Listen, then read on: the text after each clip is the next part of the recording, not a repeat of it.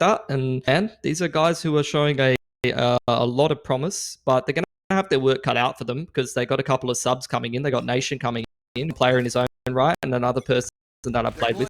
But they are actually missing their caller here, and usual lineup on this map as far as I can see. So it's going to be a bit of a different mix as you have the initial Sova drone through long B to try to push the Viper off the line. Obviously, we are in Viper Astra meta at the moment for the most part. And we see that the boys on Eshays are not running any Astra and no Viper on Nebula, which is something that they usually do run. So they're going to be going for a bit of a different strat. A little slow at the moment now that the Nebula game, the Sage Wall up. As you mentioned, they don't have Viper. They don't actually have that many smokes to deal with apart from Noz on that Astra. That's the newest agent.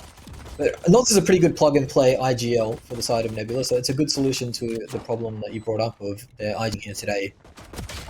Post plant position has going to take the first frag. Yeah, you see that wall coming up in the post plant. They're going to try and go for the full stick and are actually able to get them off for a little bit. But now this is where you're going to have to see them actually try to deny that spike being defused. And they're doing a pretty good job of it, only on Eshays. And I'd say that's a pretty successful post plant. Not a bad effort to try to go for that wall across and go for the retake defuse. Something that we see all the time is just the exchange of the Sage walls. Nice to see Eshays not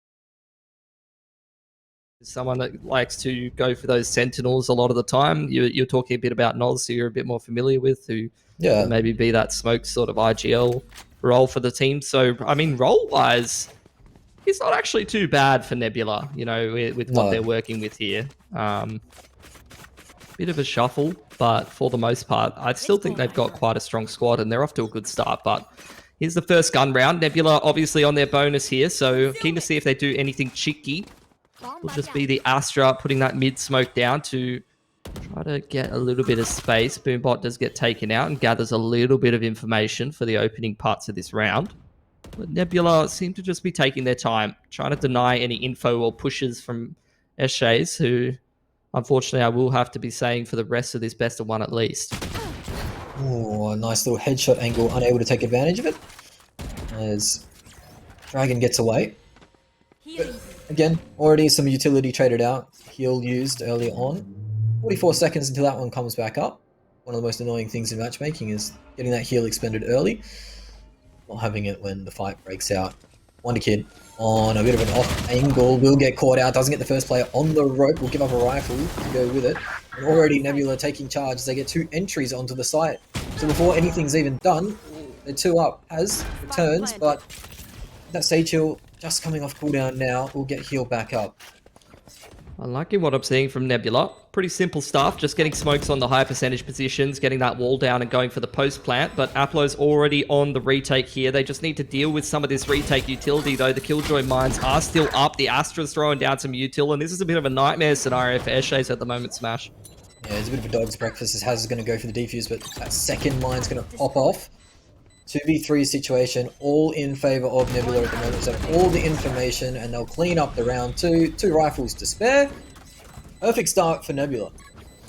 Bonus has been won. You absolutely love to see it. The economy soaring for the boys.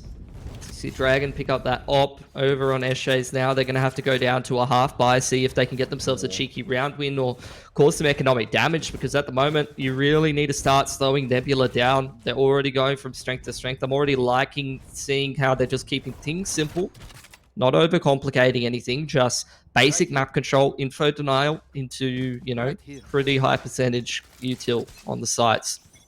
Doesn't feel like they've been forcing anything either. Seems all pretty calculated as Haz has pulled out the knives as expected. Profit. Try and get something done with the Marshall. We'll actually take one down. Yeah, so that's the Viper wall in combination with that Marshall. You get the 50 decay, it means the Marshall's a one-shot. Anyone that crosses through that Viper wall in current meta, it's pretty... It's stupid. It's very stupid. Anyway, you have the Killjoy. It's dirty. Who is chucking down the ulti here, as we do return back on the stream. Yeah, hello everyone. Did take a little break there. Smash had to run down to the store, grab himself a Logitech G keyboard. Yeah, well, I'm only about 200 meters away from the Coles, but can't really get a Logitech G keyboard at the Coles, unfortunately. I've looked before, actually, as Noz finds another entry. He's still with the numbers advantage, but as I say that, Dragon takes down Haz, and Wonder Kid goes down as well. So this half buy not going the way they would have liked, although they have got some value out of it. The Killjoy ult expended on the side of Nebula, as well as 2 rifles going down. Yeah, I'm Operator surprised. for Dragon still remains then.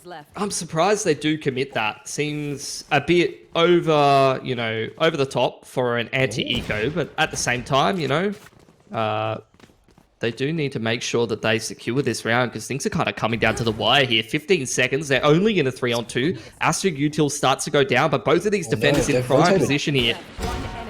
Oh, with the Sheriff in! Whoa! Apollo gets the double dinger. The collat done. Oh, Dragon does get out, but can he manage to survive? Does, and retains the operator, but Spike didn't go down in time. Eshays get the round off the half buy. A bit of magic from Aplo. Jesus. A bit of magic and a bit of a misplay from Nebula all around, you would have to say. You can't be losing to a half buy like that, especially in a round where you're just investing that Killjoy. Obviously, there's a bit of... you know, disjointed play coming out for them. They are using a couple of stand-ins, a couple of subs, but you have to say, like, they had every advantage in that round. They should have been securing it, and then, you know, they give too many opportunities to the half bite, and then a bit of magic, as you did put it, does mean that they do end up losing that round. So they're going to have to try and recover here into yet another buy round. Bit of a push through middle here from Eshays. Haz up behind that Viper wall, might have found an excellent timing, as Nebula are really looking to start pressuring in towards this A site. They're about to get double flanked at some point in this round, but Wonder Kid over peaking a little bit there, does lose his life. Hit the gym too hard, the shoulder peeks out, and Rules cleans the voice angle too, so this will be an easy plan for the side of Nebula. Back to the regular scheduled programming. Viper manages to take one out, still 2 points away from that res as well, so wouldn't expect it to come out this round to even up the numbers. And now the post-plant positions, as we've seen once again from Nebula, are pretty dominant. And they've still got a bit of utility to play with. Oh, Dragon looking confident on that Jet. He's a very sharp up-and-comer in the scene at the moment. Can't be counting him out in many of these situations. Profit. Getting a couple of exits, very sharp on the Vandal. Don't think he's going to be able to take the round away or anything, but he's doing a lot of damage to the economy here. Certainly is, but you'd feel like that's all she wrote. Might try and save the rifle. No, doesn't get out in time as Noz takes that through the wallbang. Didn't invest the Viper pit there, or the Viper ultimate, which could have been on the cards if he did it straight away, but choosing to hold it into the next round, not a bad idea. But that reset the economy, winning the previous round. Eshe is now in a half-buy situation again. You can see the Sheriff coming out for Haz. Maybe thinking twice about it. Maybe choosing to save up for that operator, but it is a really rinky-dink and rough situation for the side of Esches, as you'd assume they'd give this round up, but stranger things have happened. Yeah, they just want to do some economic damage. Nebula's money is not looking good at the moment. They've obviously had the round where they came down to one player on the victory. Now a bit of a B push in here from Esches. Will be minded by Jesse, I believe it is, on the Sova. Does see those players starting to pressure. Going to call for a little bit of assistance, but he doesn't seem like he's having too many issues with the Vandal at the moment.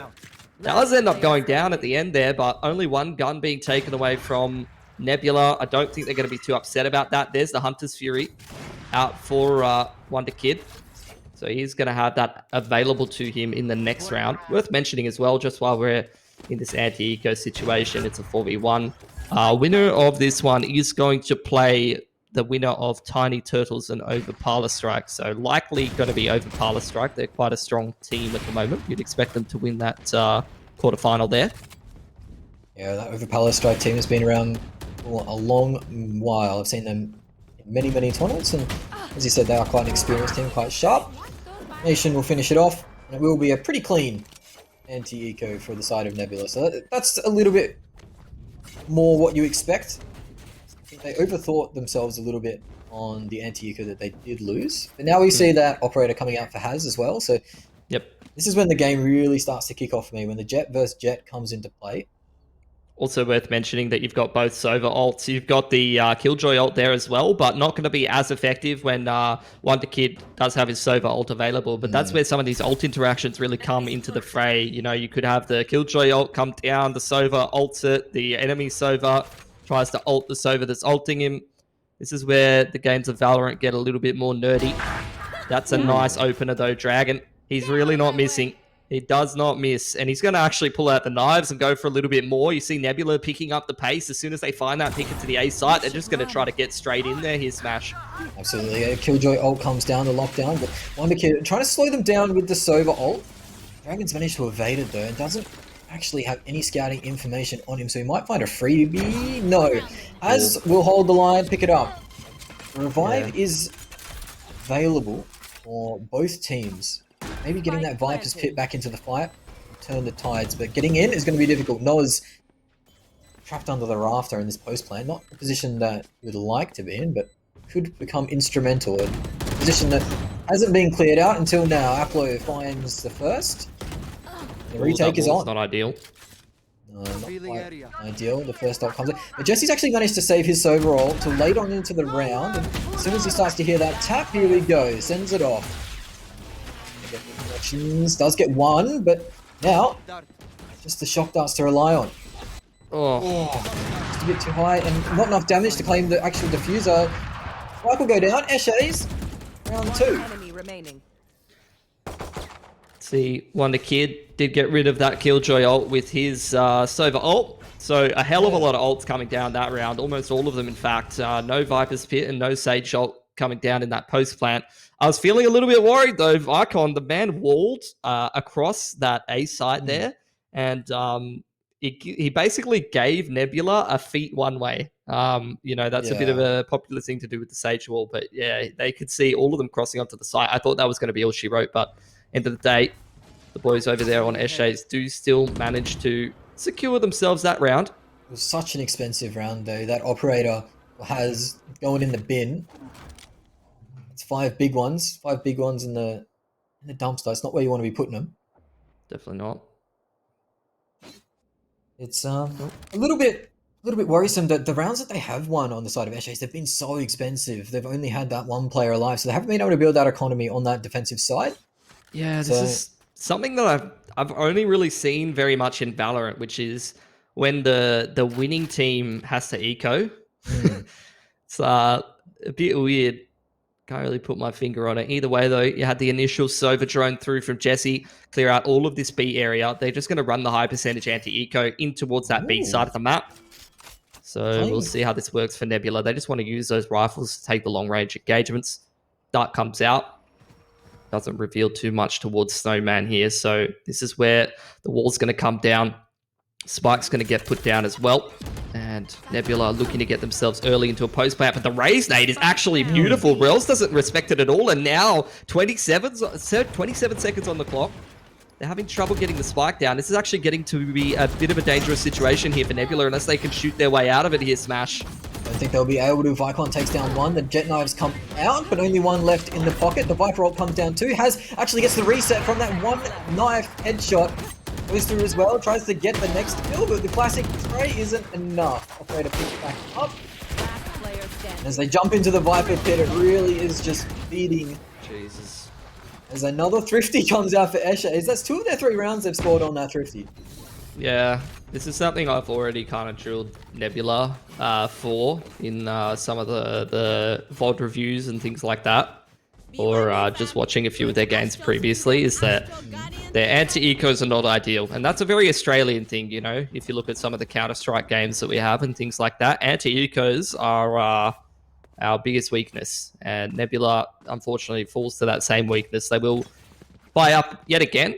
Esha's, though, being given a couple of opportunities, and this is where they really need to take them and run with them and start showing a little bit more prowess in some of these gun rounds. Let's see if they're going to be able to show it to us. A hit coming out. Missed shot from Haz. But Prophet, he's done a cheeky little Viper wall for himself and stuck up in here behind enemy lines. Let's see how much impact the man's going to have. Hasn't been seen at all. Hasn't played this position either. Hasn't shown it. So, as you mentioned, it could be quite instrumental. Dragon actually gets the tap with the Has had the operator as well. That's another big investment down as Jesse's opened it up. So that's another 2 opening. But it is that position from Prophet. It's taken 2 down, evened up things a little bit. But now they have to think. Noz has scattered that the wall's been used already and might mark for the rotate. They're just going to call the rotation back around. You know, they've got control of Kitchen. They're just going to give Noz plenty of time to work with. And you just look at Esha's in that round. Like, Prophet was in such a strong position, but 2 of the players on the A site just free peek and give picks to Nebula. All they needed to do was hide. He was good for 2 there every day of the week. Now Noz on the lurk through, catches Aplo in absolute no man's land. And Nebula, in a round where you'd be backing Esha's to win it, I feel like Esha's have just given them way too many opportunities over to Nebula, just over peaking, not using the strength of that position to be able to secure themselves around, and now they're going to be punished for it. So in the middle of 3v1 situation for Vicon, might be better off just trying to retrieve that operator and save it up at this point. Looks like that will be the name of the game. Hasn't quite managed to connect with that operator just yet. But if they start to come alive, it could turn the tide. Esha's will drop around, but they did have an okay economy boost, given the fact that that last Thrifty they won, they had a lot of players alive at the end of it and managed to collect all that the free rifles. Might get some exits here too, Vicon.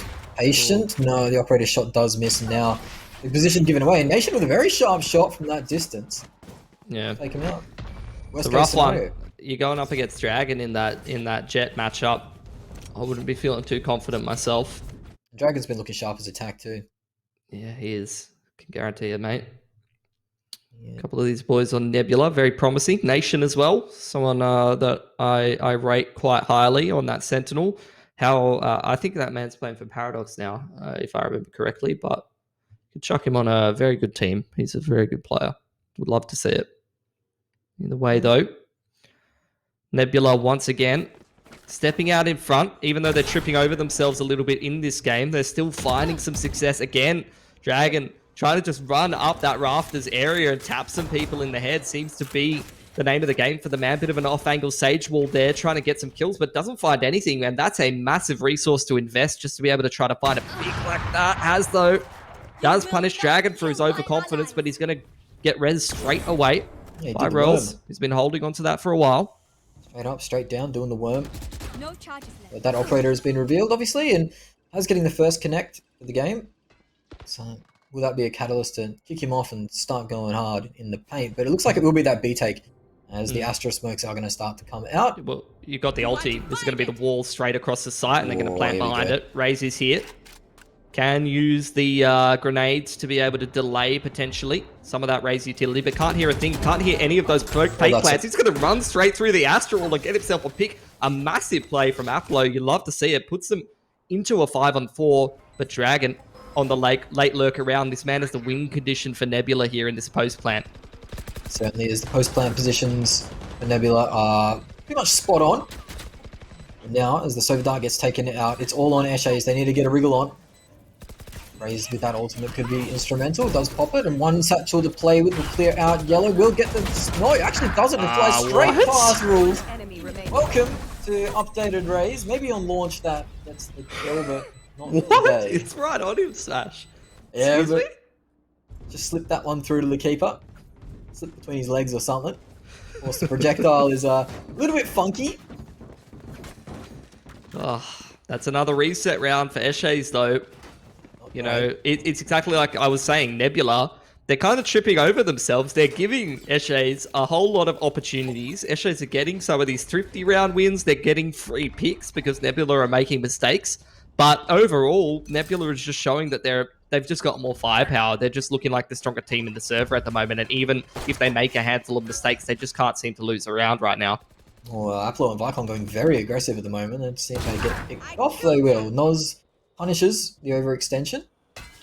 Yeah, you can see that Nebula really slowed down as the Hunter's Fury does come out. Surely this Justice. is a Viper in the grave. Yep, Justice done. Justice for the Viper that buys a Marshal with that Viper wall. Love to see it. It is dirty, isn't it? Have you It's played disgusting. much against it? Because you know, it's definitely not worth a Sova ult, but like, I just like to see it. Just like to see that used the filthy Viper player. It is a bit dirty, as you mentioned. Nation is very sharp.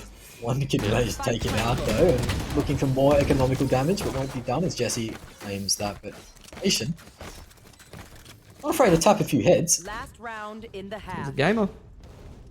This whole W, run at him, tap some heads. He's not even on the defensive side on that Sentinel yet, man. It's going 12 and 4. Yeah, that's big value. Big value. All right. What are we looking at? I think this game is kind of heading in a sour direction for SJs. We'll see if they can sneak one away towards the end of the half here. Going into half time, probably would want that extra round. Definitely for the. You've got the Killjoy ult here for Nation, but you've got the Sova ult ready to take it out. At least you do have the Sage ult over there on SJ, so they've got a bit of an ult advantage. They've got a cheeky position here on Prophet as well. Viper wall about to go down, and he's got himself a freebie. Is he going to get traded? Nope. No. Beautiful. Now, yeah. Unfortunately, can't get all the way out, so Prophet will go down. And not in a position that can be used for that res as well. Vicon's been struggling to get those resurrections off. I think the only one they used really was on Az maybe. Can be quite difficult when your team pushes up very aggressively on the Sage. You want to use that res, but you really get the opportunity to get it off. As another B take comes in for Nebula. Hasn't been the most successful site. So we'll have to see if they commit to it. Looks like they might not. Yeah, they're just going to rotate back around. At the moment, they're just playing with the rotations. Initial Killjoy ult, they knew that the Sova had the ult available, so he invests it on pipes, forces the Sova ult straight out over towards that A side of the map, and then they take B control, and this just convinces Eshays that they're going to go and hit B, but Nebula, they call the audible. They go straight back towards that B side of the map. You can see Noz on that Astra using the smokes over towards B to try to sell the fact that this is a fake, and now Eshays have cottoned onto it right as the spike starts to go down. Jesse, bit of a contingency plan in towards middle. Rez comes up on the Viper, giving the man advantage over there towards Eshays. Nebula, you do see Noz now has access to his Astra ult. And he's going to wall across that A site. Perfect wall, cutting off the flank. The Prophet does have the Viper ultimate to go with it as well, so that's going to be the key back on into the round. 3v3 situation.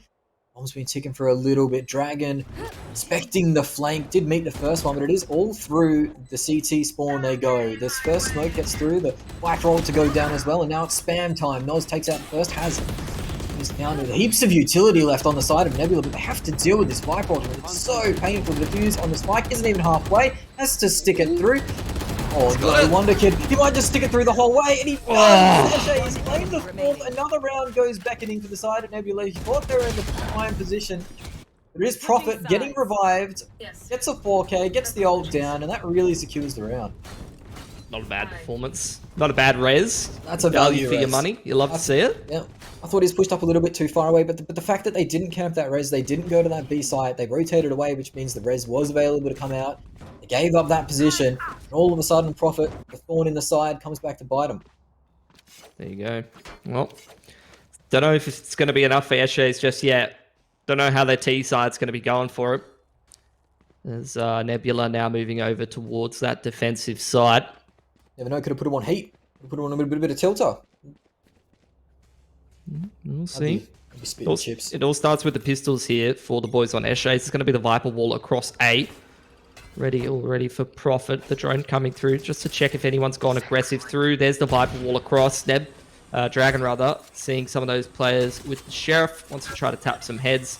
Exchange of the Sova drones. The nade to clear out that front site area. Dragon maybe a little overextended, but does cop a dink, and now we'll be able to go over to Rails for the heal as this A side hit comes in. That's no surprise from Dragon. He seems like a very confident player, rates the aim.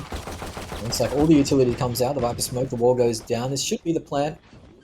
No, Prophet's actually fake planted a few times now, so that's going to go down a little bit later, allow for that rotation to come on in. Dragon still sitting pretty low, just tagged up by that toxic wall. As Rules actually gets a nice headshot onto Has to open up the round. Prophet's still got those two little Viper mollies in the back pocket as well, and be quite sticky on the side. He's going to use one of them as we do start to see this retake come in, wall across, and you just see the strength of that Sage wall. It's just a full stick from Nebula, not even contested. No time for those Viper mollies to come into the fray. Just the one Astra smoke and the wall across, and Nebula have made that an easy little retake for themselves. Yeah, the wall really put a thorn in the side there. Prophet was really relying on laying those mollies down to stop that defuse from going off full, but he couldn't bounce it off the wall and get it onto the spike, so... Didn't have a lineup for it. Yeah, didn't have a lineup for it, and so the wall proving to be a little bit too much to deal with. With pistols, it's so hard to take it out as well. Unless you've got 2 or 3 players there all shooting out at the same time. Another save here for Eshes. They really needed that pistol round 2 to start to even up the scoreboard a little bit more, as Dragon, with another aggressive peek, gets the trade or the kill onto Has. Seen that a few times now. Dragon's been definitely winning that jet duel. Here's another one with this Marshall. Yeah, maybe a bit over-aggressive, overconfident. It's beautiful to watch. If I was the coach, if I was to take the coach hat on, I'd be telling him, what are you doing, mate? Why are you running around like a madman trying to quick scope everybody and potentially giving up your life? And I might tell him that, you know, that's probably not going to work against a better team. But how can you deny the man a bit of a highlight reel and his jet daggers going into the first gun round? No, absolutely not. You can't put him on a chain. You can't chain a beast like this, Pilly. You gotta let him roam free, alright? True. Wants to run around, pick up as many heads as he can in a 30-second space, then go do it. It seems to be working for Nebula at the moment. Gotta wait until he gets towards smacked. the tail end of this game, unless Eshes can finally find some responses in first gun rounds, but it's not gonna happen. Dragon just runs out middle, 1v someone. He's gonna go for more, finally punished by Prophet on that Viper. Nebula still trying to pressure middle, still looking for some picks. The Sage wall across B. He'll deny that part of the map for the time being for Eshes, who have just walked all the way through kitchen. It's being checked by Nation, but he can't win the duel there. So a 4-on-3 with some good map control for Eshes.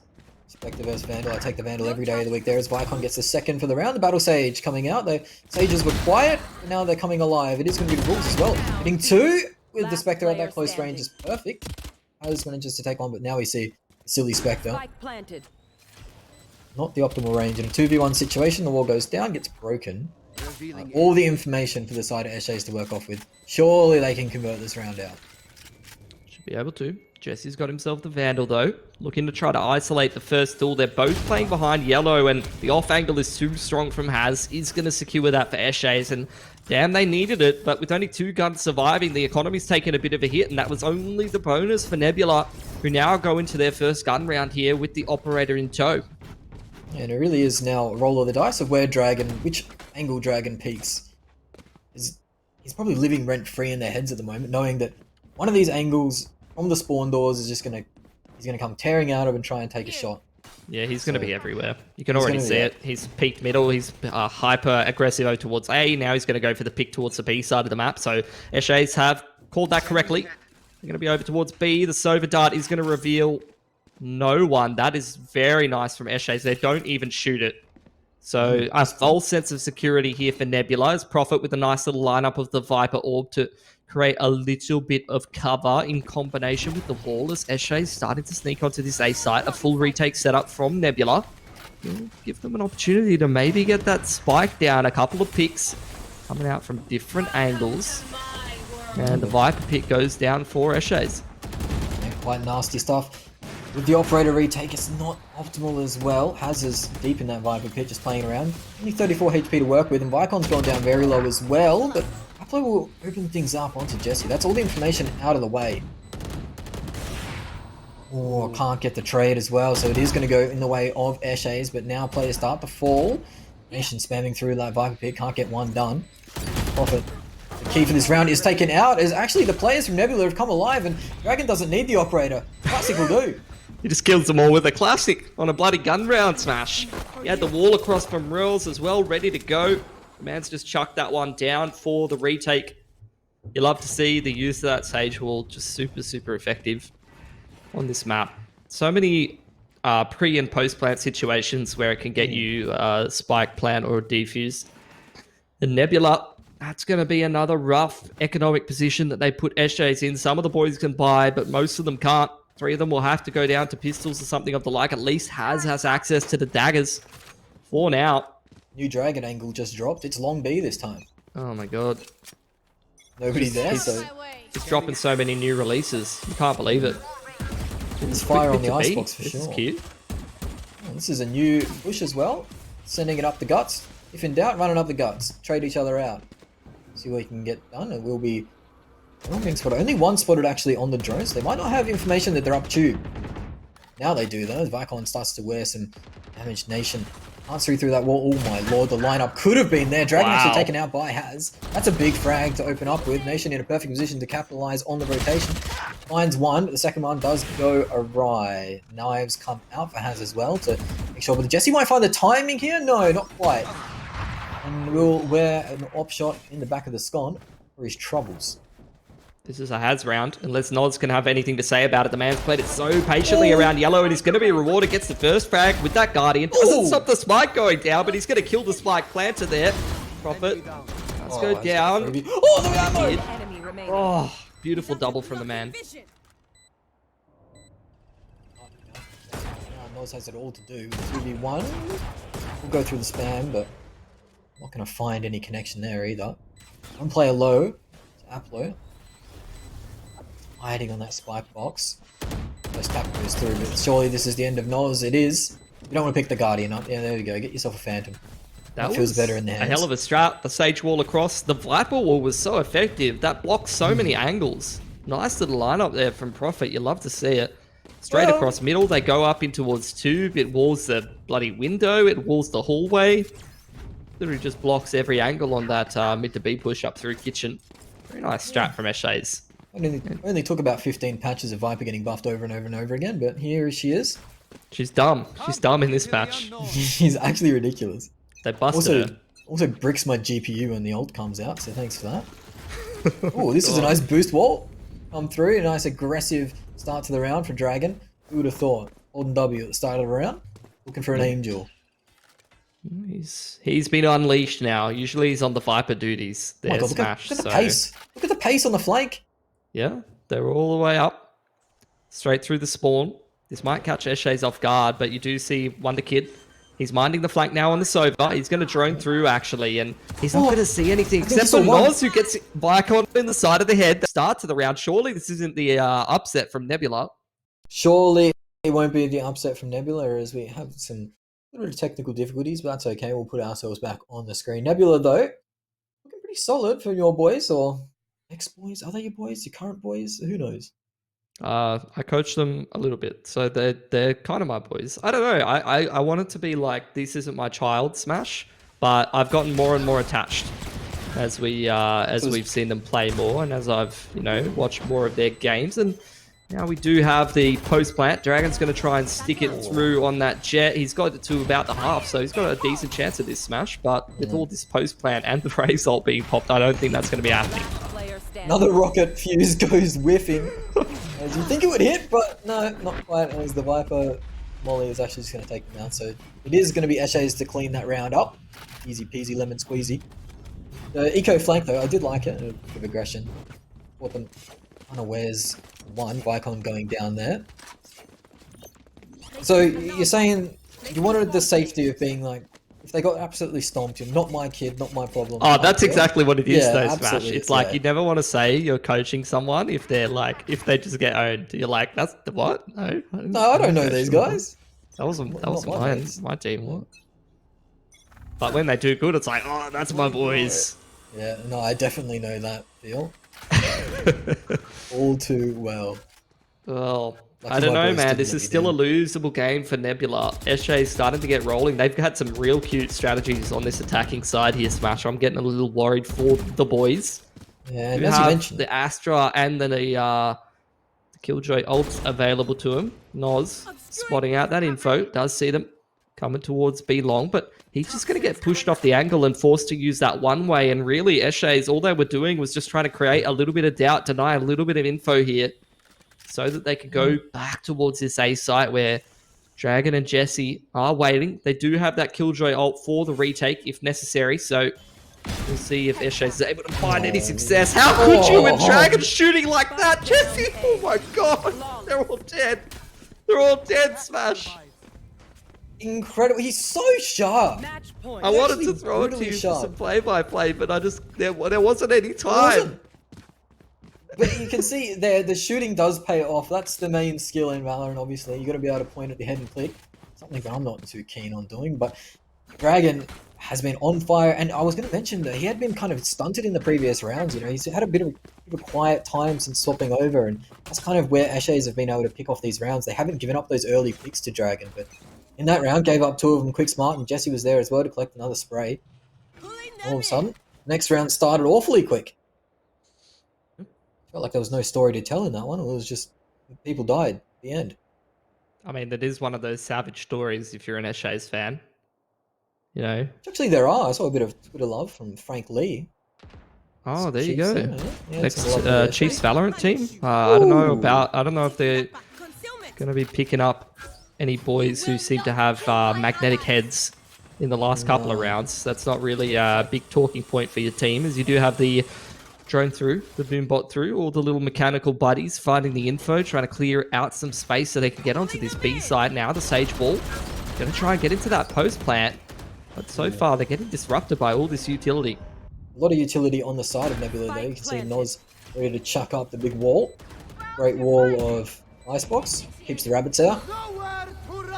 Lockdown will go down through now as well as the Viper Pit and the Hunter's Fury will come through as well. Aplo, a bit of a flank. If he pushes here at the right time, might get one. Get a few more too.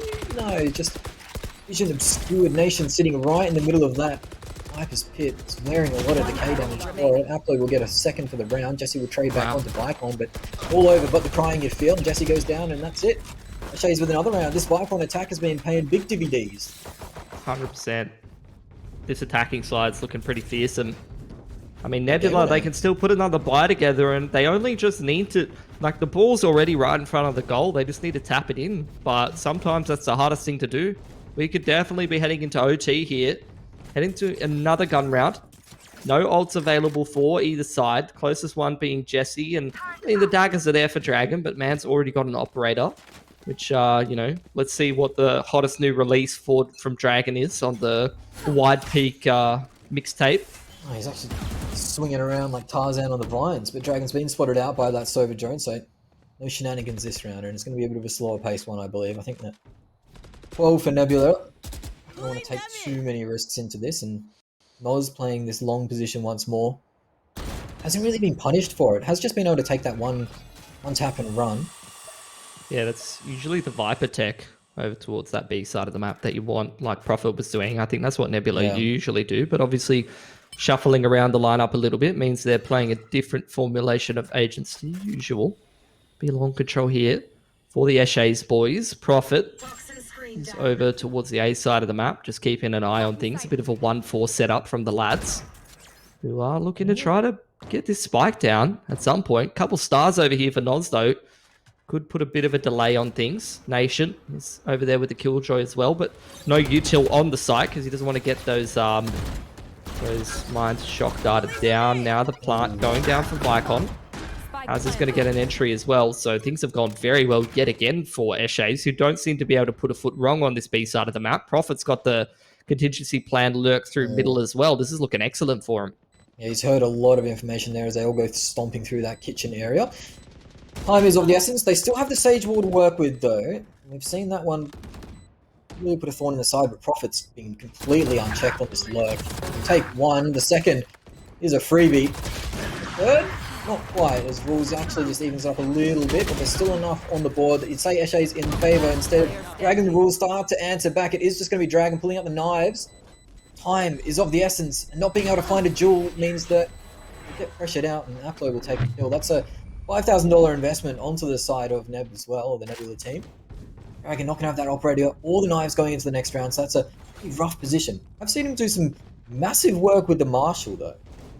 Yeah, look, they're just going to take a save. They've still got a little bit of space to work with. Still got 2 more gun rounds, at least, to try to close this game out.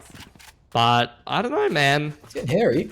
This attack side versus Nebula's defense, I feel like you play 100 of them at the moment, and I reckon, you know, Eshe's might win like 70, 80 of them. They're looking so strong on this attack. But all it takes is that one round where someone on Nebula goes huge. We've already seen a couple instances of it. Certainly have the player potential to do it. As actually manages to dodge Arnie Pie Eye in the sky there, Dragon, so not scouted in that position with the Marshal.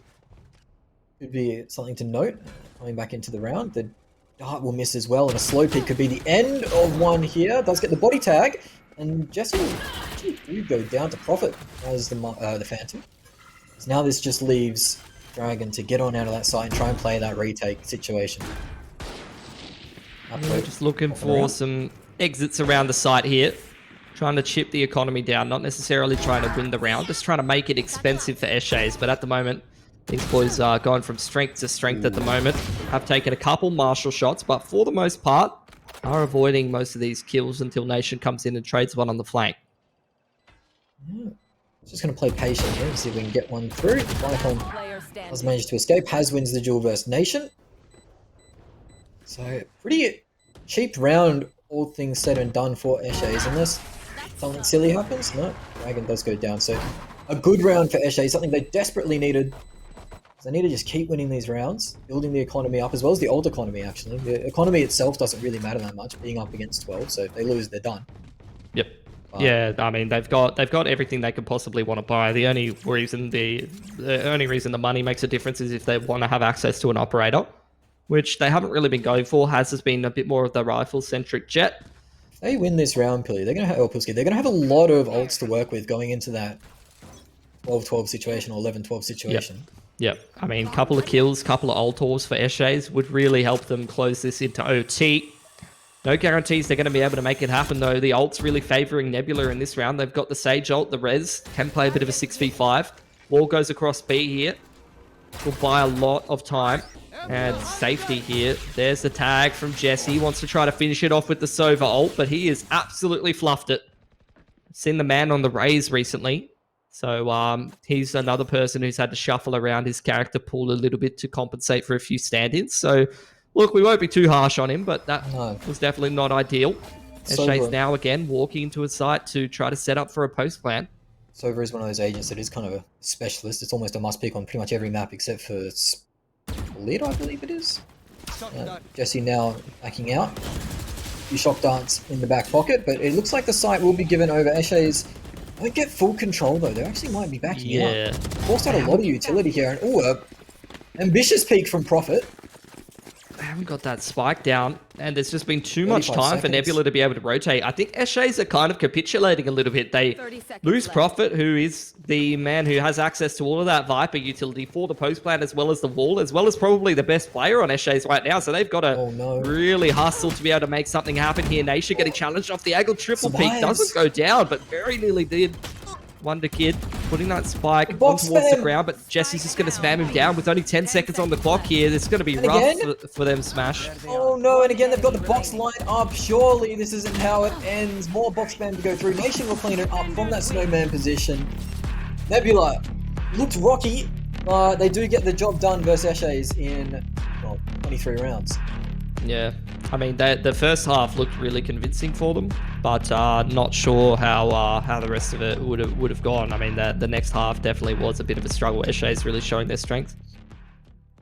there's certainly some strong moments. Prophet came alive on that offense. It started to absolutely pop off and really carried through a lot of those rounds. Has also turned up a bit, but it was the story of Dragon really taking those ultra aggressive angles on that offense, opening up the sights like a can of worms, and that's what really was the difference maker. When you look at some of those rounds on the offense for Neb or for the Nebula boys, getting 2 or 3 picks early on in the round, Dragon really was the MVP when it comes to that. They weren't just clean up frags on that 28. A lot of those were entries. You see there, 7 first bloods. That's a lot of damage. Yeah, that's massive impact. Prophet playing pretty well on the other side as well. Obviously on that Viper, 300 ACS is pretty nice performance from the man. The duelists maybe not necessarily putting as much of that impact in for the boys over there on Eshays, but they gave it a good crack. Nebula, even with a bit of a reshuffled roster, is quite a strong team, in my opinion. So taking 10 rounds off them is not the worst performance in the world.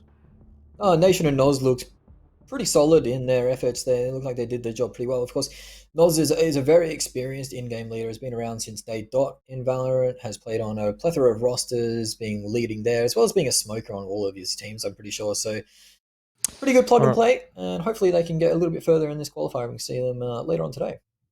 Yeah, well, that is going to be the quarterfinals done and dusted for us. Still 2 best of ones to come up for you guys, and the next one going to be the most important of all because it will tell us who is actually going to qualify in towards the main event. So we'll take a little bit of a break, and then we'll be back with your semifinals match.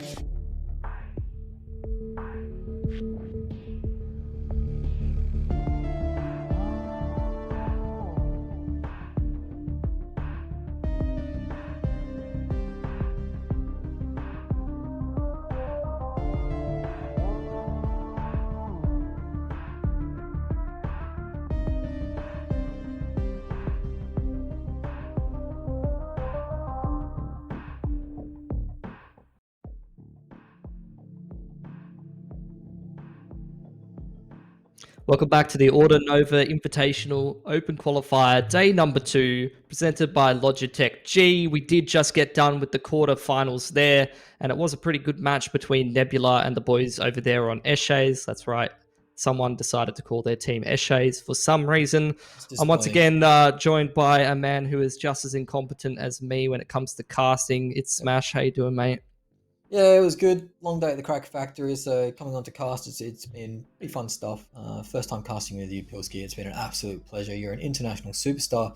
Can't believe I got the opportunity. It was heart was fluttering when I asked you on Discord. It was amazing, but we've also got an amazing game coming out. Straight Out of the Zoo is the team that I really wanted to see in this qualifier because they're the ones that have been taken into the top 4 in other tournaments, and really a team that I don't know. I don't know if they're underrated or overrated at the moment within the scene, but for me, it's a bit of a surprise package over the last few months.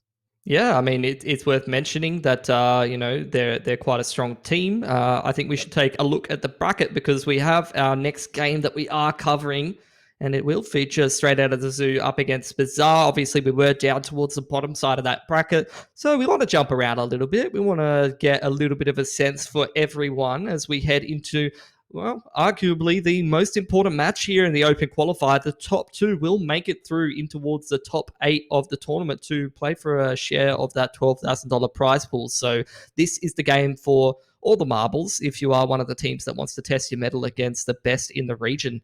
And Yeah, Bizarre already, you did see they took out Tilted earlier on in the bracket, and that's not too shabby of a team there. So that they must be strong in their own regard.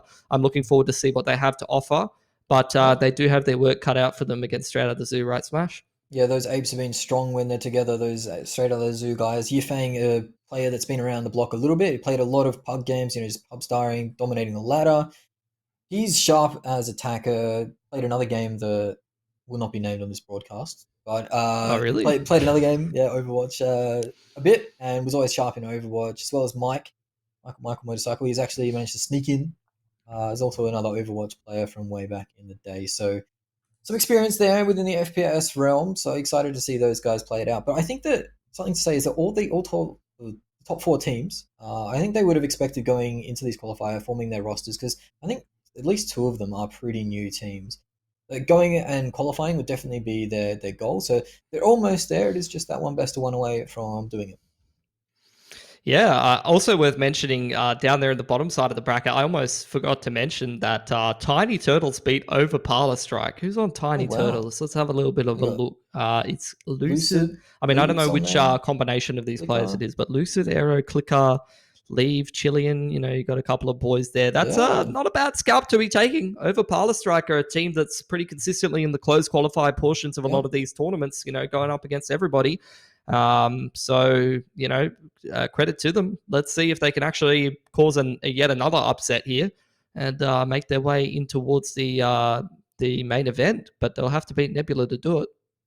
Yeah, that is definitely an upset and a bit of an upset for me as well because I really wanted to cover the Overpower Strike guys. A few of them again, the ex Overwatch players, especially players like Chronix, Compose, Psycho, and Reloaded, who I know through a few mutual friends. So was really excited to see them. But unfortunately, they don't make it through this time around. But there are plenty of events to play in OC Valorant at the moment. It actually is popping off, which is amazing to see because when the game came out, everyone was a bit up in the air. Will it take off? Will it not? But it looks like it's taken off well and truly in OC.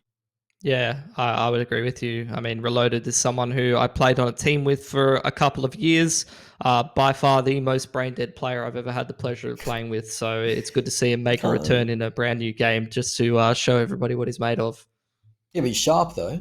I've seen Yeah, his I mean, work. yeah. He is sharp, so I'll give him that. But it's good to see these players coming around and still in the community as well as Mist, as well as the last player of that Overpower Strike roster, as well as the Australian Rhinoceros, who I love to commentate, but unfortunately not today. Either way, congratulations to the Tiny Turtles for making it through, and hopefully, well, maybe we'll see them in our grand final of today, or grand final of the Open Qualifier. Yeah, potentially so. Potentially so. Keen to see this Bizarre Gaming lineup as well. obviously, like we did mention before, Tilted is not too bad of a team. I mean, I'm looking at their squad. You got like Mirza, Nivik, like Ellie, Yakuza, a lot of guys who like I look at the name on paper and I'm like, they're not too bad of players. You know, that should be a team that should have a chance of making it to the semis or maybe even making it to the main event. So already a couple of upsets in towards the quarterfinals there is always something that you love to see. A little bit of spice to keep the tournament nice and fresh.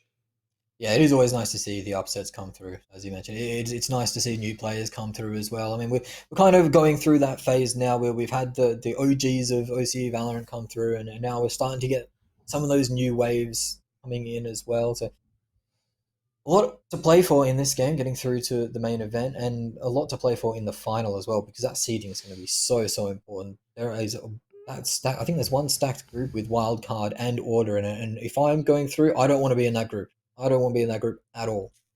Yeah, 100%. I mean, I'm. You talk about up and comers. I just wanted to say, like, you're looking at a team like Bliss who have been grinding it through a couple of these tournaments lately and having some good performances, and they've now made their way into that invite status. That's what all these teams are aiming for, and in a way, it is about, of course, about the getting to the main event and things like that, but it's really, when I look at an open qualifier like this, when I look at the kind of teams that want to try and make it through, it's really, really important to try to tussle it up with some of the big boys in the region if you're serious about being a Valorant player, because, very, very early on in this scene, with Order hosting a tournament, thanks to them, but also other tournaments that are going on at the moment, you really want to make it to that invite status and be one of those teams that actually gets into the tournament, doesn't have to grind it through these open qualifiers, because especially when it's best of one or these single elim formats and things like that, it's brutal, man. Like, you can lose to anyone. And well, we'll go into Agent Select now, Pilsky, and see what we've got in store for this game. Hopefully no Viper Astra combinations, but it is so very powerful, you can't blame the teams for giving it a go. Looks like we don't find any though. I'm not seeing any. Maybe an Astro could come out for the side of defenders here. The chimps, the straight out of the zoo, but it doesn't look like. Looks like they're going to stick to our Omen smokers. I don't expect straight out of the zoo to be the kind of team that's going to play meta comp. I think they're going to play the style that they've found a lot of success with. They're going to play hyper aggressive a lot of the time. But I didn't. That's what I was saying the first couple of times I was casting them, is that I felt like they're a one-dimensional aggressive team, but they do actually have some reasonable depth to them.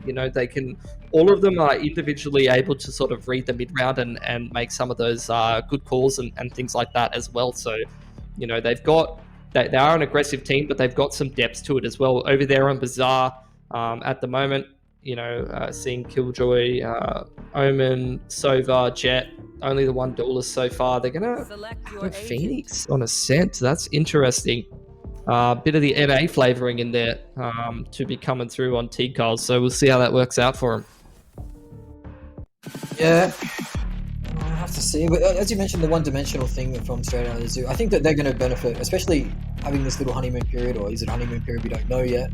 But their results being so good recently, that really keen to stick around, play a lot together, develop these strategies, the chemistry. So they'll definitely get depth as they continue to go on as a team, and also continue to develop as leaders within their own right in the game. So enjoying what they've been bringing out so far, and enjoying what they're going to pull out here. But it is a little bit of an old meta duel here, seeing the Omens be brought out, even a Cypher straight out of the zoo.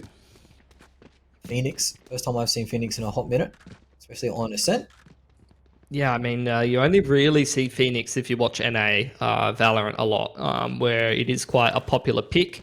In other regions, so really not having as much popularity at all in comparison to NA, where players like Drone and some of the other boys like Caboose and things like that have actually made that agent look like it's strong, where other regions not necessarily agreeing with that hypothesis. Either way, Bazaar going to be on that attacking side, working the map, just putting that smoke on towards middle, making their way over towards Catwalk for a bit of an A split. And in the meanwhile, straight out of the zoo, they've gathered that B main control, and Nice Hacks is just going to execute.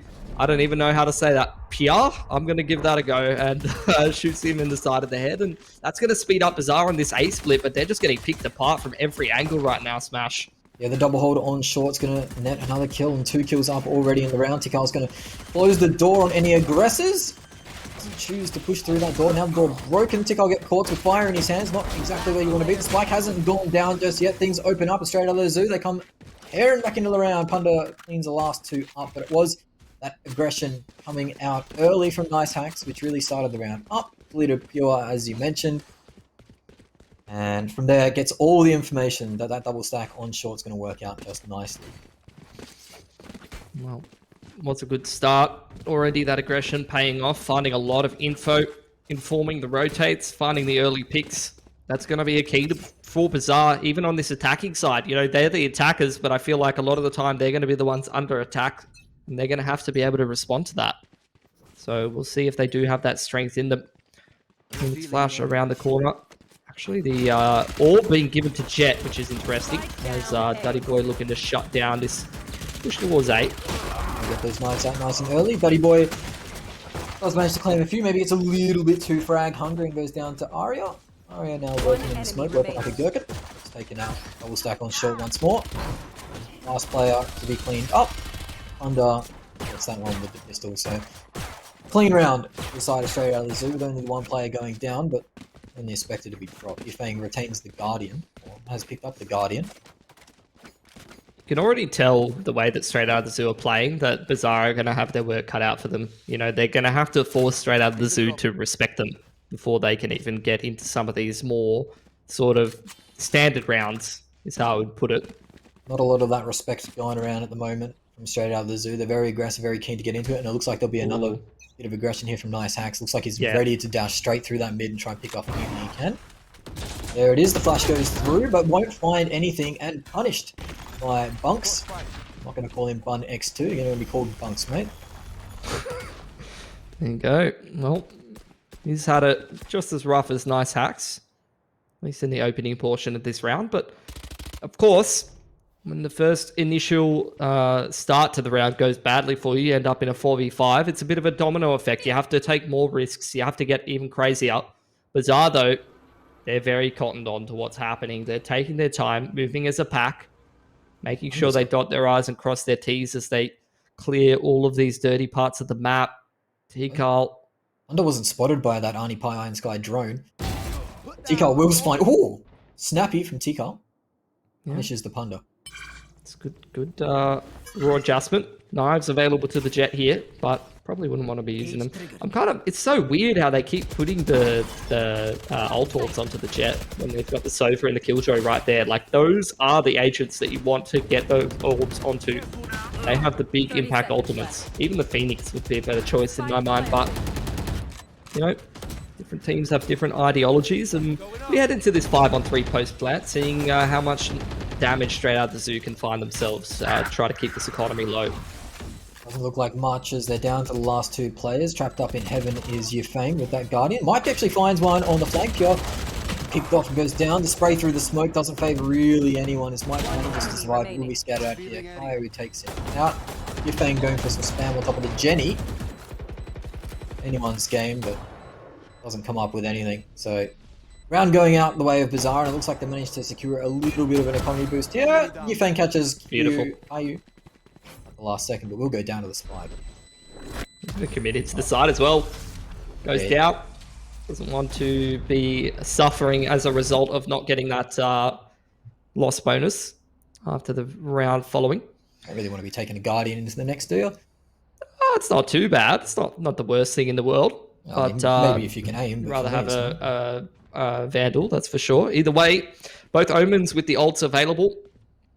Duddy Boy can reposition for some cheeky flanks. You could have some tellies on towards the back of the big site from the boys on Bazaar, who already seem like they're well aware of this aggression. It will be over towards A this time around, though. That Jet's going to be aggressing. Duddy Boy as well, just a dry peek in towards B main and an instant headshot for the man.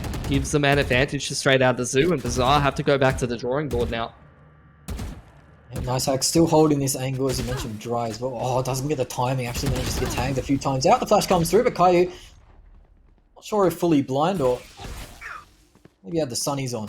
Doesn't need to take the trade. So now things are evened up a little bit. The Omen ult could come into play as they can dissect the defense and try and find that gap that they've been looking for. Liking what I'm seeing from Bazaar at the moment. They go back, punish that A aggression. Punda still just shouldering towards A main. Does get a little bit of information here. Omen and Cypher still over here with a bit of a setup on the Cypher traps there. Rough crossfire to go into if you are the side of Bazaar. They're going to dart for boat. Or maybe not. No, he's going to dart for sight. That's not going to work out for him. Unfortunate. Chooses the wrong dart for the situation there. No charges. Buddy Boy unable to get the entry. Dash comes on through from the jet, and Mike hiding, just lurking. This one up, and he's going to pick the second up too sharp from Mike. 3v2 situation. No Sova ult to work with on the side of Arya. The scout has happened, actually. Nice little teleport away from the shock darts. Mike on the flank now. Two players in Boathouse. Won't be able to pick off the first. He's going up to a 2-on-2 situation. Caillou goes down. Arya's been sharp as attack. A 1v1 situation. Yifeng will win it out with a Vandal spray transfer. 19 HP is more than enough to get that defuse off. Thought Bazaar were going to be able to do it. They were really starting to turn that one around, even with the flashes coming in towards the back of the site. That's where the breach is so strong. It came down to that dart, not getting that information. Mike able to hide out in that switch room. And it paid big dividends too. Must be the save through from Bazaar is what I'm wondering. I have a couple ults available to them now, but jet knives might help them out to be able to put something a bit more dangerous together. They still are going to save, but need to see if Bun's going to pop the knives there. Try to inflict a little bit more economic damage, because with only one player surviving, straight out of the Zoo's economy is a bit cooked at the moment. Blind going to push Daddy Boy off the line. He's going to return his own smoke and a blind in combination with the cage just to be able to slow this play down, but he's already getting spammed straight through the smoke here, Smash. He's then not checked with a spray. It goes awry. Bunks is going to clean out Mike too, and this is a site open up in freebie. And Tikon might actually push this over here. Yifeng gets the drone up, but will now be covered by Nice Hackers. Nice Hacks who's rotated back in. Yifeng goes in with the drone. We'll manage to tag one, but Nice Hacks goes down, resetting the knives of Bunks. So respected to a teammate as well. No greed on the side of Bazaar as 4 players are up. Killjoy ult as well. Surely this round is secured. And through the wall comes out, actually almost taking down the Killjoy. That would have been a massive frag to try and reopen this side up. I think they're just trying to keep him locked in. There's not a whole lot for Bazaar to hold on to here, to be honest, you know. They were only on a save round here, so keeping them locked into the site doesn't really lose Bazaar a whole lot. They're going to start to exit now, see if they can find themselves some more kills, and they do manage to take out Yifeng, and Punda goes down to the bomb. So Bazaar, that's a massive round for them to win. It was effectively a save, and like I said before, straight out the Zoo, previous round, they only had one surviving, so look at their money. It is bloody cooked, Smash. Yeah, it's not looking great. Might be a bit of a Wild West round, everyone picking up a sheriff. Operator actually picked up for Bunks, being dropped on over by Arya, I believe it was. Is an interesting choice, maybe not tracking the economy as well, maybe running into pistols with that Operator can be quite a big risk. Yeah, you just don't want to buy the ult against pistols, almost ever, really. End of the day though, Bazaar, both teams have a lot of ults available to them. Bazaar just going to pick up the pace straight into A, use that Phoenix ult as a bit of a money man. Don't mind that choice. Yifeng going to pop his Sova ult in a round like this, so they're really trying to put the pressure on here straight out the Zoo, and they're going to grab themselves a man advantage. Spike only now just being put down on the site there, but with that Sova ult being used already, you do have access to that Killjoy ultimate to be able to lock in the post plan if Bazaar want to invest that. Pure's holding the flank as well, a very important position. If Mike was able to get one here and get the ultimate off, it would be quite potent, but looks like Punk's being smoked out, means this Operator is pretty much useless now. Pure not getting the first clean on the dual. Tikal manages to find Daddy Boy, but as you mentioned, this is a bit of an eco round for through. Hunter's Fury actually forced down. As Nice Hacks gets very aggressive, he's going to take one down. Doing damage, and second for Nice Hacks in the round. A third! Doesn't quite find the fourth, but the defuse coming through halfway. Yifeng might have this, does have this! Wow. And a thrifty back from the straight out of the Zoo, guys. That Operator coming back to bite Bazaar hard. Yeah, I mean, they invested so much into that anti-eco, and now their money's cooked. Straight out of the Zoo, doing what they do best, just tapping bloody heads. Absolutely love to see it, and they're going to reap the rewards of it. Zar going to have to go back to the drawing board yet again. And already this game, it's messy, it's crazy, but this is what happens when you introduce a couple of animals into the server. Certainly are a few animals on the server, as you mentioned. The apes are strong in that round, and they still have some ults to play with as well. The operator line held by Nice Hacks, but gets forced off it by the Paranoia out early. The Sova Dart gets destroyed. The entry from Nice Hacks is clean. Paranoia to come out as well. One player's being pushed up very deep. Nice Hacks will actually get taken out by the Sheriff, so even things up. Manages to get the operator and escape. Yufeng cleans up through. More utility being thrown out. Straight out the Zoo losing the breach. Could come back to bite them later into the round. Caillou claims his counterpart. Yufeng now with the drone to try and find some information out. Does actually get taken out by Arya. The shock dart manages to pick him off while he's in that drone. Now a 2v1 situation for Mike. He's tagged by the drone as well. So all of the information now for the side of Bazaar with the lockdown in the back pocket. Got the dart ready as well. And more time being chewed off the clock. Trading blows these two teams back and forth, and not in a good way. Just not the eco setups have been pretty woeful. I don't think Mike's even got time for this. He's trying to sneak in now. Well, he's been alerted now. No, the time is not in the favor as Pure actually lines up the headshot, takes him out, but won't be able to reclaim that operator, as that one's going to be lost to sea. Oh, they do actually hold on to those guns. So yeah, Mike, he really could have made sure they didn't exit the site and made it even more costly for them, but chooses to go for that clutch very, very late. That was a bit weird. Not sure what was going on there. And both of these teams proving that they're just as terrible as each other at anti-eco setups. The Australian way, as you mentioned before, it looks like it's still the same all around. Actually an okay buy for Straight Out of the Zoo, considering Nice Hacks is going to pull the knives out. Yeah, light armor on one, but still most of the utility is still there as a nice flash bangs into the wall. Killjoy ult coming out for the attacking side of Bazaar. They're going to commit a little bit to this B side, see if they can get that post-play positioning. But they haven't chosen to attack through yet. Mike does get taken out. Yufeng with the shock dance comes through. That's the important utility. Duddy Boy's actually answering, getting a spray down onto a headshot as well. And he has still all of his utility. Paranoia through the back pocket, two smokes. Once being sharp, though, is going to take out Punda. Again, Punda had all of the utility ready to retake in this round and gets taken out. That Rolling Thunder is so big for clearing out this site too. Last player standing. Looks like it's not going to matter, as Straight Out of the Zoo are just better at clicking at this point. Yeah, it's seeming like it. They still managed to make that retake happen. Pick themselves up a couple of ults and are going to get that defuse there. So again, 1-for-1 trades in the rounds. It's the non-optimal buy for Straight Out of the Zoo, although the weaponry was okay. You managed to get it done, and now they've got a bit of money to work with as well. A few guns saved over from the round. Another buy will be out from Bazaar though, so if anything's to go by, Bazaar will come back into this one. Yeah, maybe. They do have those jet knives available, but the ults are much better over on the side of Straight Out the Zoo. Like you said, I mean, Rolling Thunder wasn't used in that round, but still have access to it now. Still have access to the Sova ult as well, moving forward. Mike just constantly changing up his positioning on Cypher, keeping them guessing about where his setup's going to be. This time going over towards that A side of the map, and they're going to play retake on the site. 2-1-2 from the boys on Bazaar, going for orb control. Flash onto the line, though, is going to be a 1-for-1, so not too bad. They get that Phoenix ult, and they also get a 1-for-1. The attacker's going to be pretty happy with that at this point, and they could choose what they want to do from here. Straight Out the Zoo, not really a whole lot of info to work with, and I'm liking what I'm seeing from Bazaar. They're just going to group up and hit that A site together. Mike still has his traps available, and he's going to start walking through mid here, actually. He's lurking.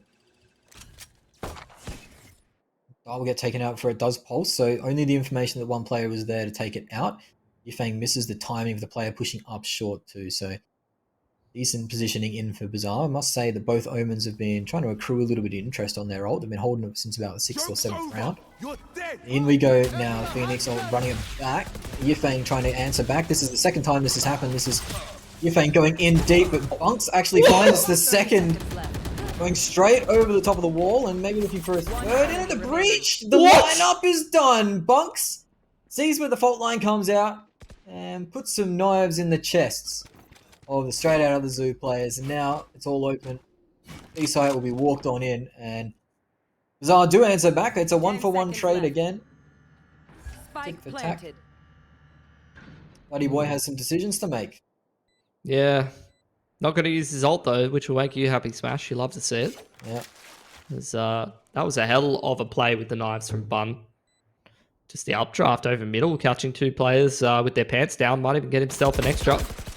Ooh. Oh, bit rough. He does have the Vandal. I don't know what he's doing with the Classic out, mate. But either way, they deal with Duddy Boy eventually. With 3 players up, they're trading rounds back and forth on this attacking side. And their money's looking pretty good. And once again, straight out of the zoo, their money's cooked. But Hunter's buying up. I want to see if the rest of them follow suit or whether they will choose to save here. The money's still a little bit shaky on Bazaar.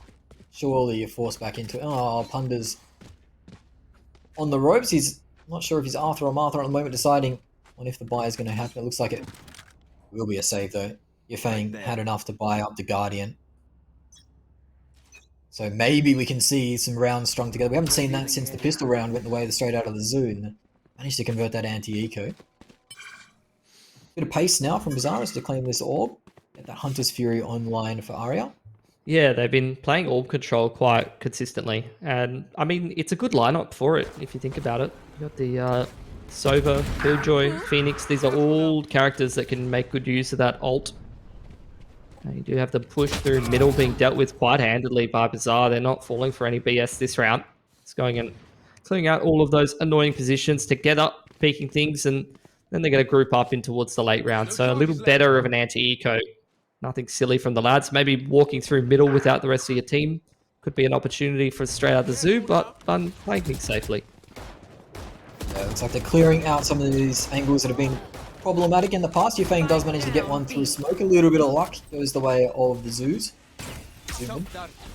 Shock dance from Aria won't connect. He goes for a bit of a spam, but it is Yifeng and Mike to try and salvage what they can from this round. Bizarre.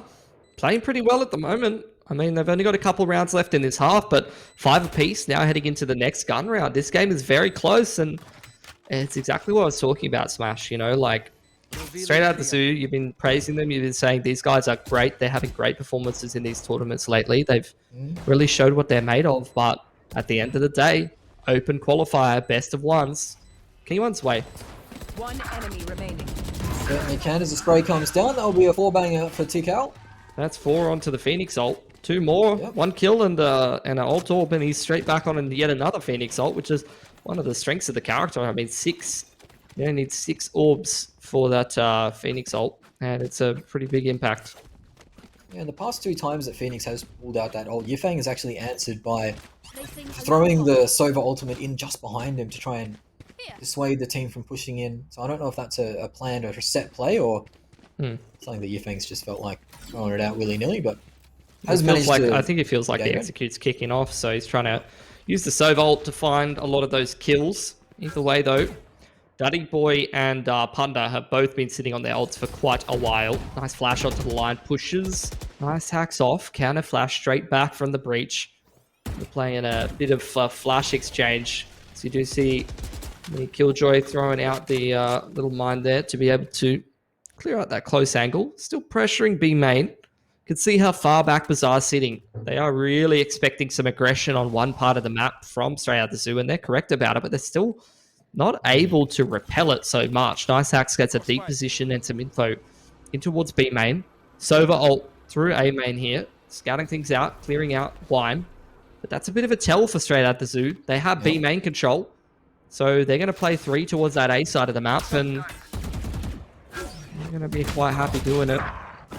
Ooh, a little bit of over-aggression there from Duddy Boys. He tries to capitalize on that Sova drone coming through, and now Yifeng's in a really rough spot playing in Heaven. Pure clears out Mike from that short angle as well.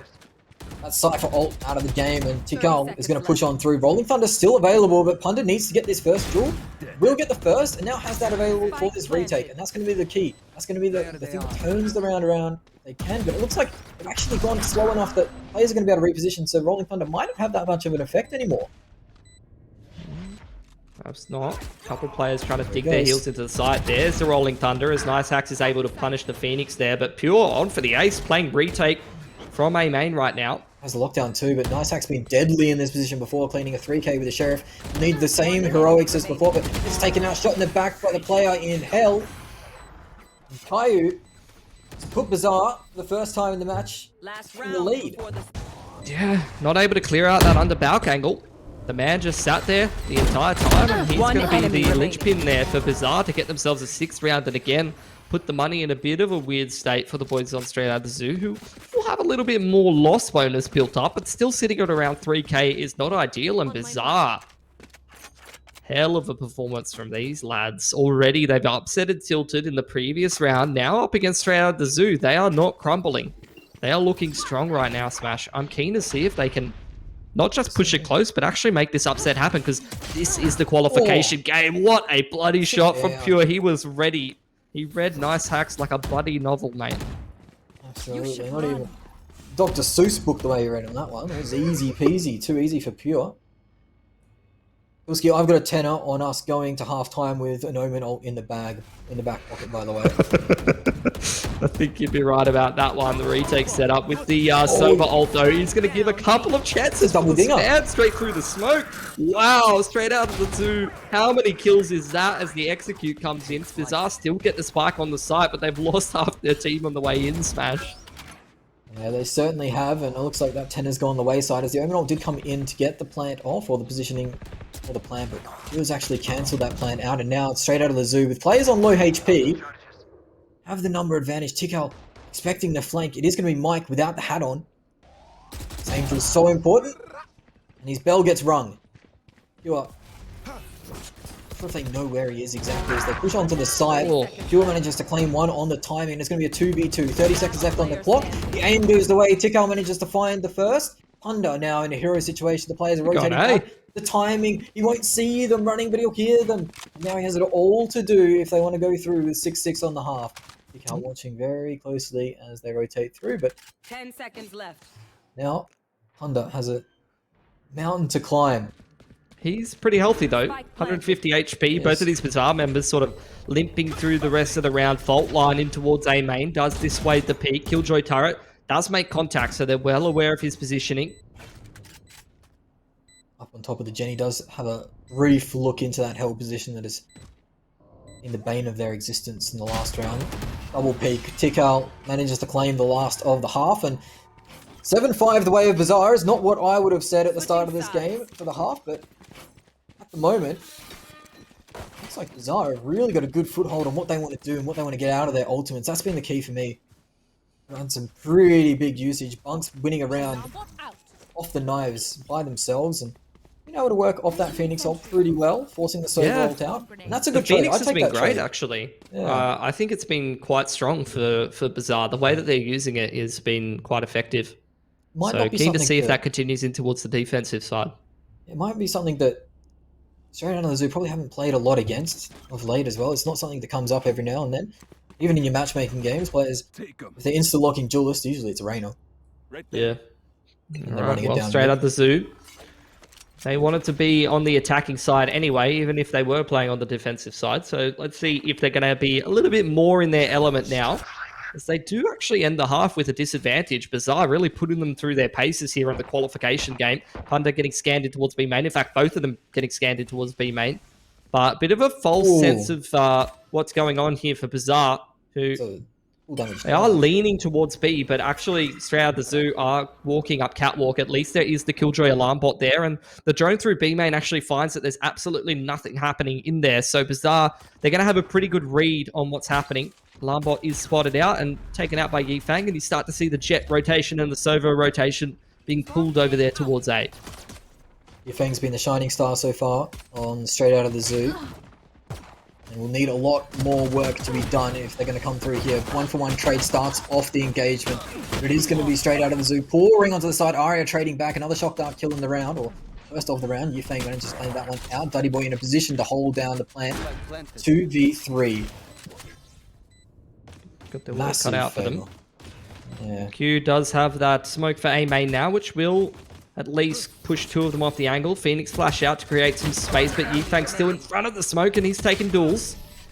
That's going to be it. Nicely done from Duddy Boy, trading that one back and putting Straight Out of the Zoo on the board in the attacking side. It's both Trying to take the lead here. Both pistols now for the side of Straight Out of the Zoo, so it's a big indication of the way that these gun rounds have actually been going. It has been the side of Bizarre, when they had the guns in their hands, have been the better team.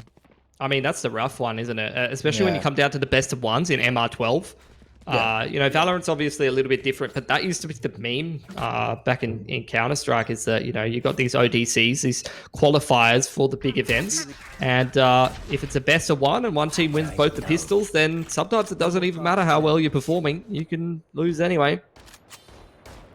Pistols do have a big impact on a game. That's why it's important to be pretty decent with the worst weapons in the game. Mind you, that being said, I don't even think they are the worst weapons in the game, where the sheriff kicks off sometimes. Can be pretty effective. Bizarre now, working their way through their eco. Playing towards A main, they're just going to forfeit the site, and now the retake coming in through tree side. Nicehack's already close up. He's going to try to spray a few down, but the trades are going pretty well for Bizarre here, Smash. Certainly are. They'll converge on this Enemy last kill. And it's just going to be the Killjoy remaining. Pure's going to find two. Nice. We'll get one shot out of it, which will take a rifle away or a gun away, but it looks like the Bulldog and the Guardian were held on to, and that's the important weaponry, really, from that round. So the anti-eco does go okay from Straight Out of the Zoo, but now the gun round comes around.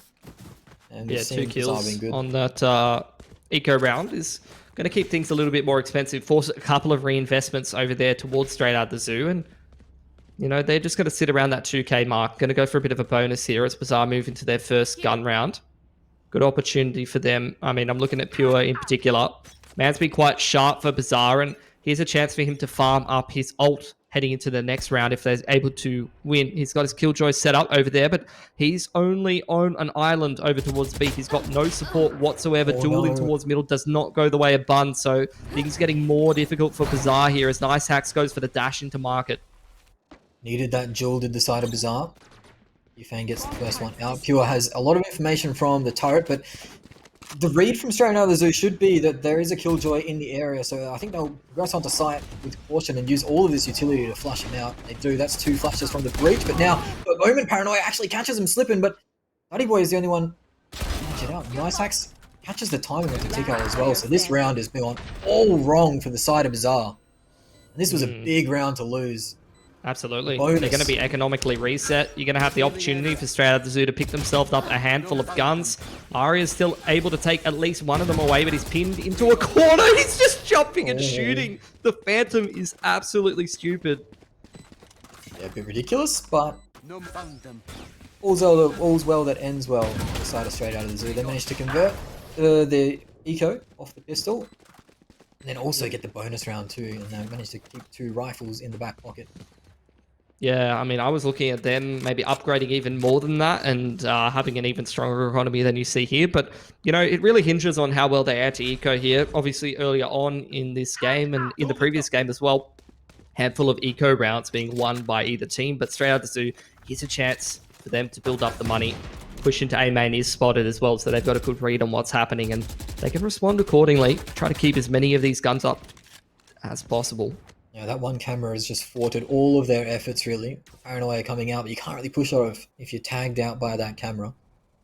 It is going to be a bit of a stack onto way of short. Straight Out the Zoo should have the knowledge, though, so they are going to send the drone first.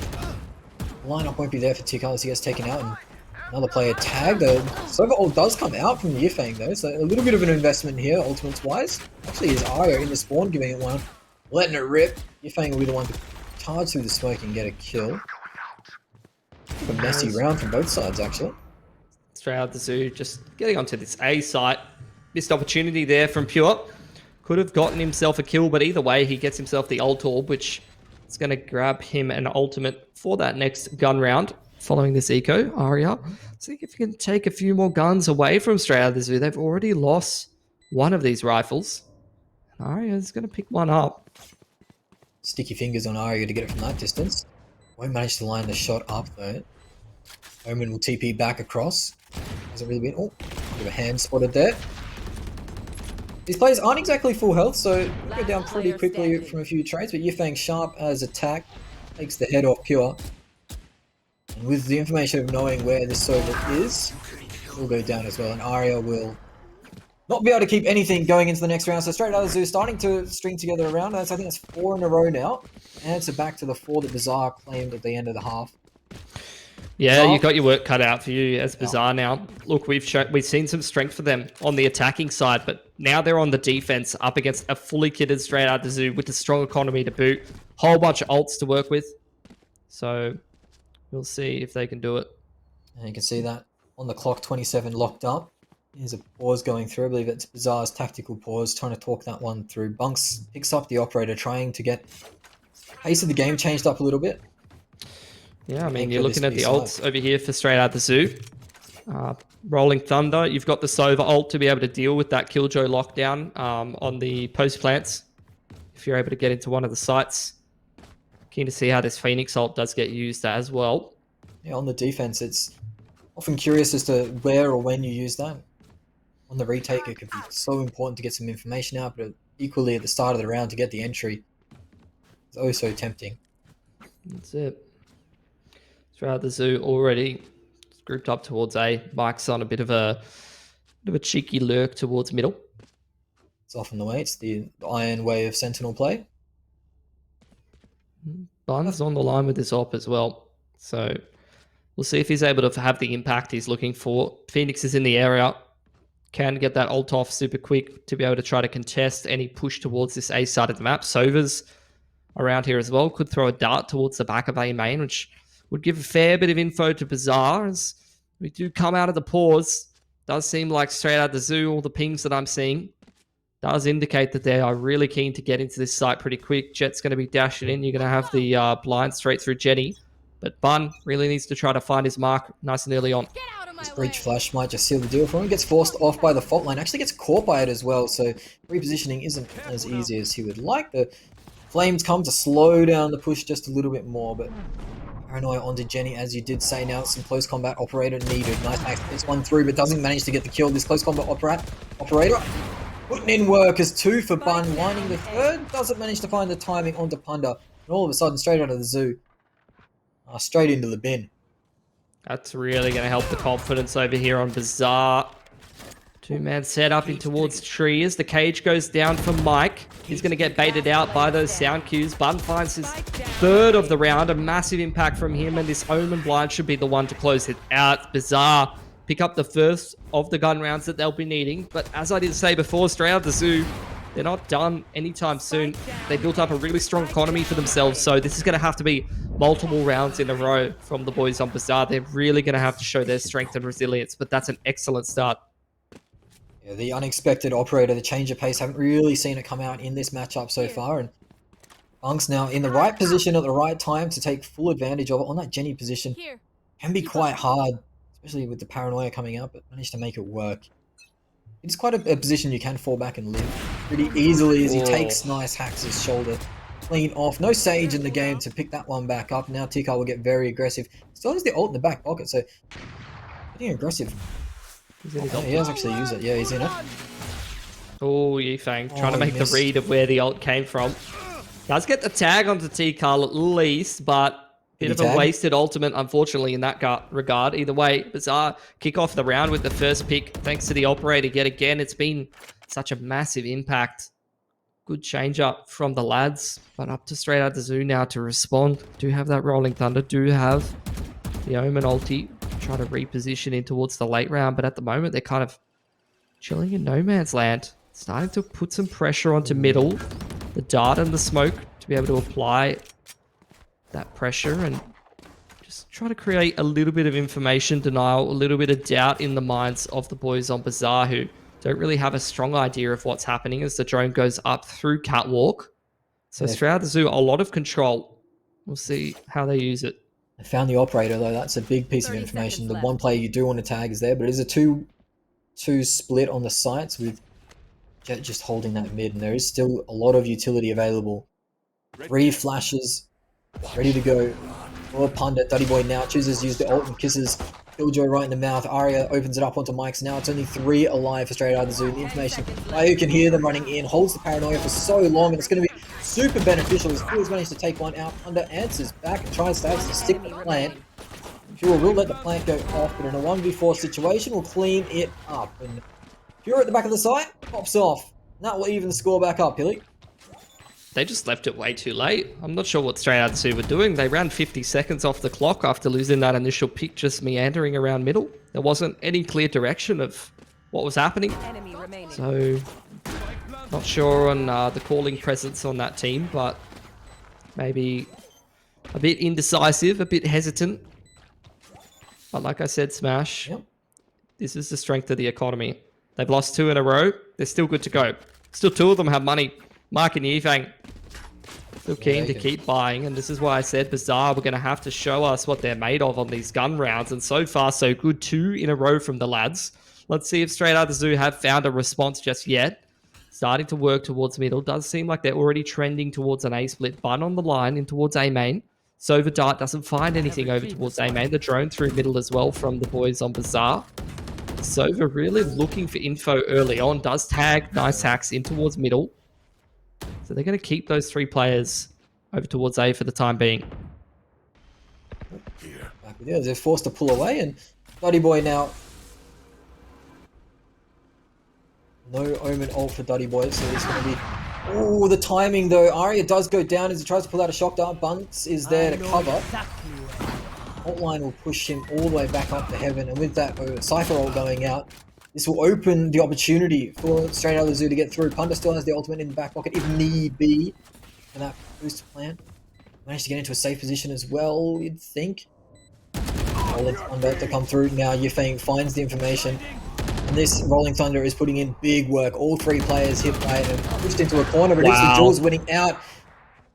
Disastrous trade for the way of Straight Outta Zoo. The lockdown will come through too. I don't know if they've got time. There's just so much time already ticked off the spike. Mike, he's got to go take a duel. Duddy Boy, he's deciding to play over here towards Wine. Will be smoked off, but I'm not even sure if Bizarre have the time to be able to try to get this defuse on Smash. Alright, body block. Is it there? Oh no, Duddy Boy does get the spray down. Pure has to stick it, but won't manage to find it either through the Jenny. Gets the head. Straight out of the zone back, but all the players drop. So important when their economy was a little bit on the deep side. All the players dropping means no rifles carried over. Bizarre should be good. They had strong money in heading into that last round. I was loving that from Straight Outta Zoo though. They were so cognizant of the fact that there was the Killjoy ultimate available, and you saw them, instead of tucking into the usual post plant, all trending towards tree side. The Rolling Thunder instantly used as soon as the contact was made. They did not want to let that lockdown go down without a fight. Well, this is a big round. This is a second operator investment. You can see there's barely any money left over on the side of Bunks. He does get taken down too through the wall, gets spotted out, taken down. Operator on the deck. Definitely not ideal. Bizarre, they've been starting out all of these rounds so strongly with opening picks, but Straight Outta Zoo, now they've got their favor. They find the first pick for themselves, and they're just going to go straight towards that part of the map. They clear out middle, they take the Jet out of the equation, and now start to push towards B, and all of that Killjoy util is set up towards lane. Not really going to be helping them out if you get a split through market. Shock Dart doing some big damage as well onto Caillou. Caillou's going to be forced out here. Surely Nice Hacks gets the first, but the trade not quite there, as Pure's got a lot of work to do now. Mike will find the lurker in Tikal in a 5v2 situation with Pure locked in the boathouse. Straight Out of the Zoo looking in the face of 11 rounds. Not favouring. Nice Hacks will manage to clean it out. A 2v1 situation now with one player very low. Oh, he actually manages to get the kill onto Mike. That was the power kill. Both players incredibly low. One classic shot will reel the deal. Under, right click into the shins, will seal it out, but losing 4 players on 1 HP survives. It doesn't get closer than that. Jesus Christ. As we head towards the tail end of this game, I'm pretty sure all 10 players, including both of us in the casting, are fully clenched at this point. As we head towards 11-9, both of these teams' money starting to get real sketchy. This is where, you know, you're in a best-of-1 qualifier situation. It's a bloody close game. The clutches are going back and forth. Both teams are giving it their all, and you absolutely love to see it. And this is going to be the round that tells all, really. An investment from Bizarre. It's not the best of buys. They've got the Sova ult available to them. Initial duel. does seem to be going the way of Bazaar, but they've been found out here, and now the swing. Yifang trying to defend. Nice hacks with his life as the Sova ult does come out. You still have Punda up here behind the Omen smoke, just trying to bide his time, and he's going to get rewarded for it. With a double dinger for Punda. Big value coming out of that. If they manage to take out the Jet, the operator player from straight out of the zoo, nice hacks. I'm just saying they could have had a really good opportunity of securing the 10th here. Nice hacks on that 17 HP. It doesn't really matter when you got the operator in your hand. Well, things reset now. Initial duel towards A main so early on in the round goes the way of straight out the zoo. Both of these two players on the breach and the Jet, though, are barely limping at this point. Could basically be blown over by a stiff breeze. Little breeze, yeah. So you do have need a hero. Push towards A now from straight out the zoo. Getting ready to test this site once again. Going back to where they found a little bit of success before. Arya now starting to trend out of the site. Wants to be playing retake. Will get smoked off. And he's going to return the dart for now. See if he can find any kills through this smoke and make things more difficult for the boys. So any player spotted. They're all such low HP through the Jenny. Might be able to stop the plan. Doesn't pull the trigger on it. And the players rotating from A to B. Second guessing. This operator line is so difficult to clear out. The first shot does go awry. Might open something into that Killjoy turret. Might actually come to good as low HP from some of these players. The headshot onto Duddy Boy takes out. That was one of the full HP players as well. Now the flank on from the Omen. Ultimate coming through. Mike and Punda in that garden position. Punda gets taken down. Mike is the key player now. He's got all the HP, all the information to work with. Nice hacks manages to take out Kaio. That onto gets half. Arya in 1v1 or 2v1 situation. You have to stick it. Arya claims the 4th of the round. Bizarre, equal it up onto the 10th. A round you didn't think they were going to be able to win, be able to claim out after the rotation. Managed to do it. That's all Arya, man. A 4K. He was the retake player on that site. The Omen telly was far too late. I didn't think they were going to be able to get it done, but Arya is just shooting so straight right now. He's ready for the double setup in towards Tree. He gets rid of the Jet over towards A main as well. And he's going to keep Bazaar in this. And not only that, you can't get much bigger impact on a 4K than to reset the opponent's economy right towards the tail end of this game. Now a chance for Bazaar, a little bit more space bought for them. Their money has a chance to build up if they can avoid dying to these pistols from straight out the zoo, but the knives invested from Nice Hacks as well. You definitely have your work cut out for you as Bazaar. Bun, I don't know if this is around to be taking a bit of a risk, my friend, on that operator. He is really looking quite brave, and luckily does get out of there without losing his life. Losing a handful of shots, though, and Nice Hacks going to get right up in towards Tree, finally backed up by some of his teammates. Will manage to survive for himself. Oh, it was a moment that could have gone really sour for the side of Bazaar. They managed to bail the operator out. The Tikal coming through gets betrayed, and Mike actually manages to even it up onto a 3v3 situation. This round's getting messy. Kills happening all over the map. Mike is still up towards middle. The breach is under heaven. As Bazaar, you have absolutely no idea what's going on. At least you have the Killjoy for safety over towards B, who does have the alarm bot over towards stairs side, so the man can just tuck himself in while the rest of the lads do try to manage this A side of the map, and that's exactly where straight out the zoo are heading. What a bloody scan. Plunder's able to bang him straight through the bottom of the balcony, and Tikal trying to hold on, but he's surrounded by all of these attackers, and he does get traded out himself. So now the Killjoy, all of the util will be useless for the man. He's going to recall both of his bots as straight out the zoo set themselves up in a post plant, and this was supposed to be an easy anti-eco round for Bazaar, and it's all gone awry, Smash. Oh, another anti-eco. Another painful experience.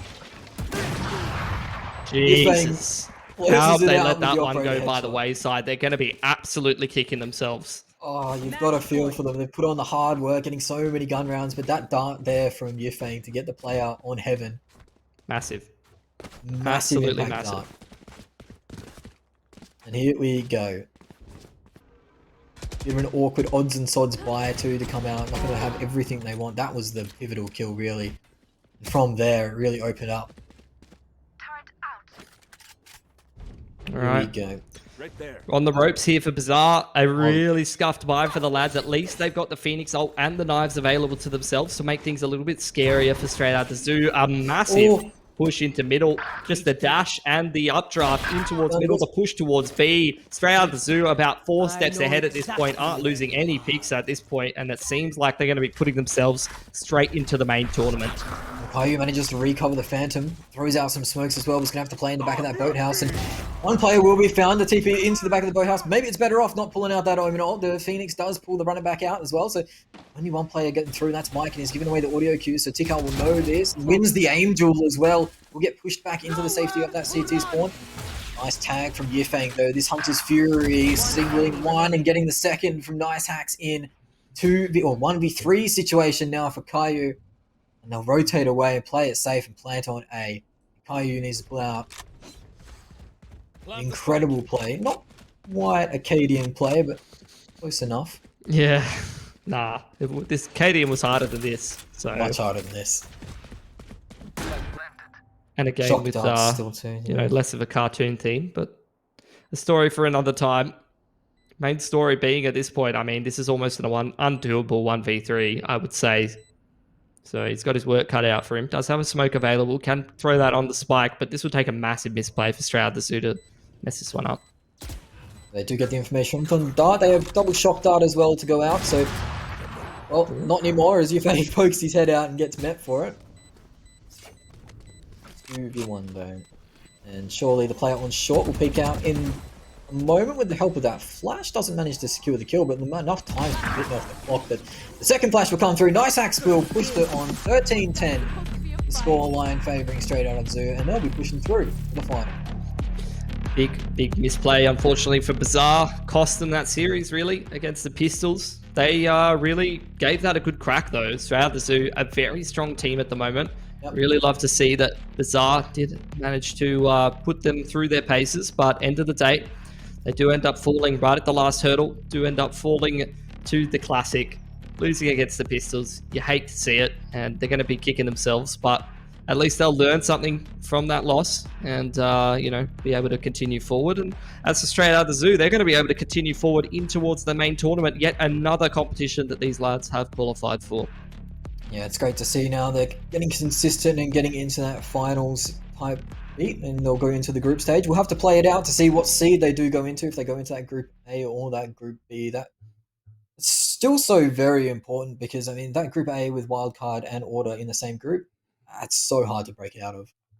It's going to be a rough one. Other game is still going on at the moment between Tiny Turtles and Nebula. So if you wanted to find out the outcome, I was going to say the outcome of that game, it's going to be on 2SBS's channel. So I'm sure if you go onto the socials and things like that, you'll be able to find that. Most of you lads should know who that man is. He does do a lot of the casting for a lot of these open qualifiers. So you need to see the outcome of that game because that team is going to be playing Straight Out the Zoo.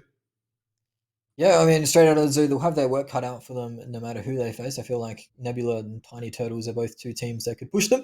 I mean, they were pushed in this game too. I mean, they're very close. It could have been that anti-eco. If that happens, then all of a sudden it's 11-11, and then it's on for young and old. So managing to just squeak that one out Straight Out of the Zoo. Hopefully the rust is worn off and they're ready to go in the finals. All right, so Tiny Turtles have actually won against Nebula. Unfortunate for the Nebula boys. 1 game away from qualifying, but, you know, they had a rough one today, obviously having to sub in a few players. And Tiny Turtles, it's going to be the Turtles versus the Apes in the grand final here for the seeding match. I'm sure that's going to be quite the prospect for you, Smash. I'm not sure who wins out of Turtles and Apes, really. Like, if it's a big Galapagos tortoise, those things have got some beef to them, and Shell's pretty hard, but I guess monkeys are the closest thing to us, right? And we're the apex predators, I believe, because, you know, we can bend metal to our will, apparently. But it is going to be one of the ones we're going to have to find out. Yeah, absolutely. You know, big questions being pondered about humanity and all manner of things, and potentially some kind of weird zoo animal fighting ring in the grand final. But first, we'll have to go to a short break before we make it there, and make sure you're coming back in a few minutes to find the thrilling conclusion of all of these weird random questions.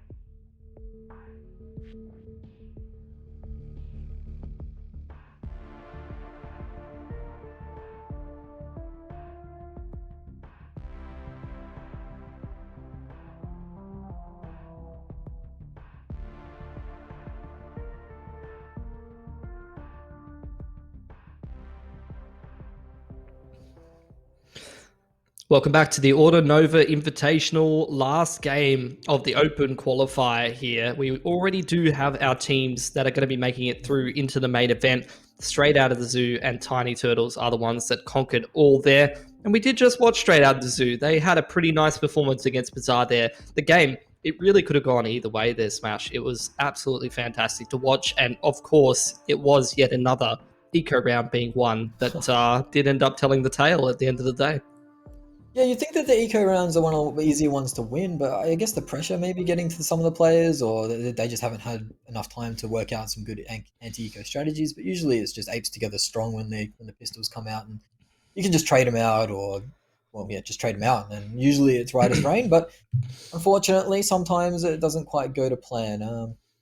I think, to be honest, like in Valorant, like the strength of a lot of these low buy weapons, the variance with the ultimates coming into the equation a little bit, and in a couple of rounds and things like that can really start to sort of mess things up. So we can, touch on that being a big deciding factor. But at the same time, it was a close game all the way through between these two teams, really giving it their all to try to make it through in towards the main event, because this was the qualifying match in the semi-final that was going to determine the teams. And Bizarre, they really gave Straight Out of the Zoo a run for their money. As you could see in the halftime, they really had a good job, did a good job on their attacking side, finding themselves the lead at the half. But Straight Out of the Zoo, a little bit too strong on those pistols. Anything else that really sticks out to you as to why they were able to push that one across the line?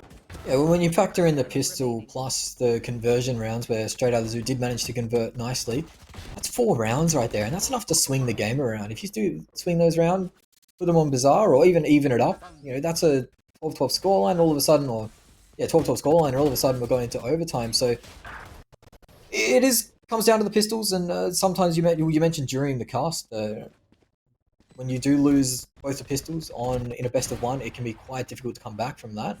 Yep, absolutely. And the other thing that can make it quite difficult in a best of one, an important best of one that qualifies you to the main event, is if somebody drops a 34 bomb on you, Smash. That's what happened in the other game that we did see. The boys on Nebula got absolutely done by old mate called Clicker on Tiny Turtles. Man went 34 to 15 on Jet, 400 ACS.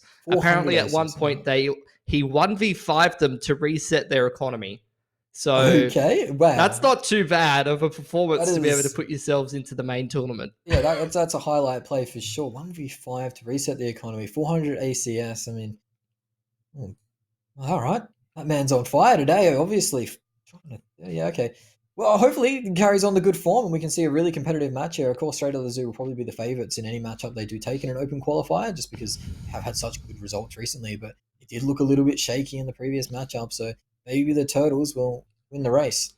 Yeah, I mean, so we've already talked about that last match that we did see. We saw another match before that between Eshays and Nebula. Let's just take a look at the bracket of the tournament so far. Let's see how we made it to this grand final match on the right side of your screen.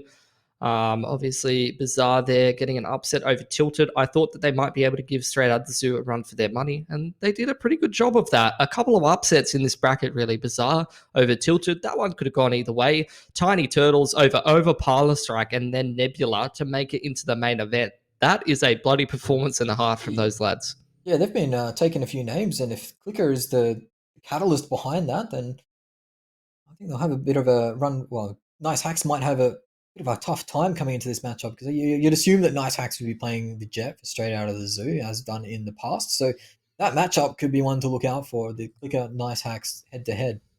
Yep. Straight Out of the Zoo, it looks like they've had a pretty simple run. I mean, obviously a 13-10 scoreline versus Bizarre isn't exactly what you'd want to go through, but I think that they would take some confidence in the fact that they are in the event now. But playing for seeding, as I mentioned, it is quite important in this circumstance, because that wildcard roster has put together a pretty fierce roster, and Order with signed subbing in has been quite potent as well. Yeah, usually we have a bit of a meme about the seeding matches. I've seen a lot of seeding matches in Valorant tournaments lately, not just in the qualifiers, but even in various stages of the tournament. Feeling like a lot of these matches they don't really matter too much. There's not really a whole lot to play for, and you see some wonky results. But I'd agree with you. You know, when you talk about different groups in towards the main part of the tournament being a little bit more stacked, you want to try to influence your seed as much as possible. You want to give yourself a little bit of an easier run because you want a little bit of a bigger slice of that 12 grand. And, you know, obviously you want to try to give yourself a better shot at having some good results because, like I said, that's what these open qualifiers are all about. That's what these teams are aiming for. You want to be able to try to make yourself a mainstay in the invites, get some prize money for yourselves, and kind of just do what Fun Crew have done in recent times. So now that they're Bliss, they're starting to make it in towards the upper echelons of the scene.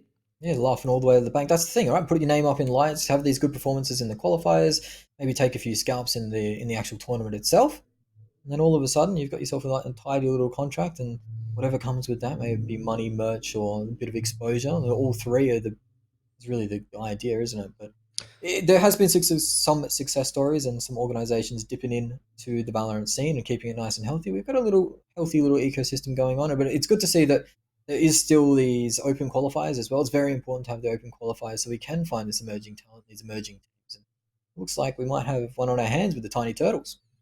Yeah, I mean, I would agree with that. I think getting signed by Orgs is absolutely fantastic. I mean, you just look at Smash right now. I'm pretty sure the only reason why he got to cast this was because he used to be on order for like some game. I don't know, like Crunker or something like that. I can't remember what it was, but you know, it pays its dividends for sure. Don't you have to aim in Crunker? So I don't think that's up in my suite. No, yeah, that's it. The nepotism. Even though the whole order back-end staff has completely changed over, it has to be that. Shout out to Spawn and Nath if they are watching from somewhere in the world. But yeah, no, it is good to be back on an order stream. So that's fantastic. But you can't talk, Billy. You were an ex-professional player. Come on. That's a very loose use of the word professional player. That's about as loose as it gets. I think if you're in the professional division and you end up getting fisted by literally everyone else, then you're a professional player. That's about as professional as I got at the end of the day, Smash. Put it in the Twitter bio and definitely not in Valorant. If it works its way into the Twitter bio, it's official. So, you know, if you put it in there at any stage, Billy. Yep. I should probably be putting that in there. Maybe I get myself a little bit of extra work. You never know. I'll be looking forward to it. To be honest, Smash, I've been missing you in the studio, mate. I'm a bit sad that you're down there in Melbourne. You know, we've got a bit of Overwatch and stuff like that happening. I'm seeing some of the Overwatch boys come in and saying hi to them, and I'm not seeing any Smash. So, you know, that's a bit of a tear for me. No, it's all right. I'll figure something out, get it back up there, or I'm sure you'll see me around the scene and place. So that's all right. All the events are in Melbourne anyway, so you guys have to come to me. That's the big sticker. I really feel like that. Yeah, it's going to start moving down there at some point. I heard some rumblings of various things that still haven't happened yet. So Melbourne already it's looking good, and I think it's going to look even better. It's got the coffee. It was the coffee capital of Australia. It's the esports capital of Australia. Got all the big events, and I don't know why you wouldn't be down here. To be honest, if I'm down here, you should be too. But dude, I love Melbourne. I would love to be. What's your favorite coffee shop in Melbourne? Do you have a favorite? No, the one that's about like 100 meters from my door. So Dan's down at Mooney Ponds, ripper of a latte, which is good for me in the mornings because I'm a slow starter. But that's been getting used to it. But what about you, Pilly? What have you been up to? You've been a lot of casting, have you? Well, in about what time is it now? 8:23. Yeah, 8:23. In about 6 hours, 6-7 hours, you can catch me on North American and European, then North American later on Counter-Strike for the next however many days. I'm going to have to flip my sleep schedule upside down. And to be able to make it through this really, really tough day that I've got coming up, I thought that I'd just better kickstart it the best way possible. You were saying you got to kickstart your day with a nice latte. I thought I'm going to get some Smash into the earlier parts of my day because that's just going to give me the motivation that I need to keep on living. Yeah, you started off real low and then you peak it up real high once you're actually good. It'll be good. No, well, I'm glad that I can help you out with that, but it's Mr. Worldwide. It always fascinates me. Now, back to the important stuff, though. Really. Like, I'm looking at the team list here, or the team list from all the teams in this open qualifier, and I'm seeing some names that are going to make some waves in the next few months as more teams come around. Sure. You were mentioning... Yeah, I mean, there's plenty of strong rosters here. Yeah, Brinch Gang was one that I did want to see. They've got Tax and Hot Chelly in there that have Seen names that I've seen for a while. Daise's in there as well. I've seen Grinch in the ladder come through. There you go. That's what we can do after this, Billy. We can hit the queues up together. I mean, there's a bit of rank disparity. I think you're sitting in the golds at the moment, but I can get you back up. No problem. I don't think I even have a rank at this point, but you know, if you can really help me boost, you can really help boost me up. That would be much appreciated because it's rough out here for a scrub caster like myself. I could barely No worries. try and find any success. However, there are two teams that have already found success today, and now we'll try to avoid some of the successful teams in the region via trying to find themselves a more favorable seed if possible. We are finally ready to get into the game. You can unmute the stream, but you wouldn't hear me say that anyway, even if you did have it muted. So it's going to be the two teams that have made it all the way through the gauntlet. It's the boys over there on Tiny Turtles versus everything that came out of the zoo, including Super Sub Kalashnikov, who is coming in for this game, apparently. Yeah, the Kalashnikov getting brought out. A bit of Russian touch to the zoo. There's the Omen sub. So the Smokes player. Wonder if they're an Astro aficionado. Aficionado? No, that's not the right word. Avocado? That's something Avocado, I could go for. Yeah, avocado. Very expensive in Melbourne to get a deconstructed avocado on toast. What are we talking? I don't know. Well, it's probably $18? arm and a leg, probably way above my pay grade. Probably in the double digits, I'd say. Pay grade? You getting paid? Oh, Wait, and into the game here between the boys on Straight Outta Zoo and Tiny Turtles. A battle for the seeding. Keen to see if we do have the same kind of playstyle coming out as Straight Outta the Zoo. It is, like you said, just the sub on the smoking character. I'm keen to see if old mate Clicker on Tiny Turtles can post himself another 30 bomb on the Jet. That would be beautiful to watch because I feel like I've missed out a little bit on whatever he was serving up to get his team into the main tournament in that semi-finals game that we saw previously. yeah, I mean, that's got to be one to go back and watch on the stream. I think it was 2BS was going off on that one. About as likely as me getting a haircut, though, I think. Double 30 bombs in a night, you must be really feeling it. He must have had a lot of Wheaties to get that going. So it is the super sub for Straight Outta Zoo, as you mentioned. Tiny Turtles. Will patience win the race? We'll see. It's Turtle versus the Gorilla, a tale as old as time. Well, I mean, that's into the kind of first like round. Kong versus Godzilla, actually, right? The Turtles, I guess. reptile-like creature. Nice hacks will Already take the first. nice hack starting off the Jet matchup quite nicely for himself. Finds the opener. Side of the head of Aero, and they're going to pick up the pace straight in towards this site here, straight onto A. They're going to try and get that spike down ASAP as Tiny Turtles, they've got a great idea of what's going on, but they don't have any bloody control of the site here, Smash. They're going to try to get this retake kick started right now, though. Walking into some crossfires too as Mike and Nice Hacks had that locked down. The lineup was almost there, but it's Nice Hacks with a 4-bang and it started off the ace. Will they be nice and give it to him? It's a 4v1 situation. No, they won't. Kalashnikov, the sub, comes in and shows a bit of poor etiquette. Just takes out Clicker. Pretty sure Nice Axe trying to do his any percent speed run to the fastest jet knives possible at this point. But misses out on that last frag in the pistol. And Straight Outta the Zoo starting things off nicely for themselves.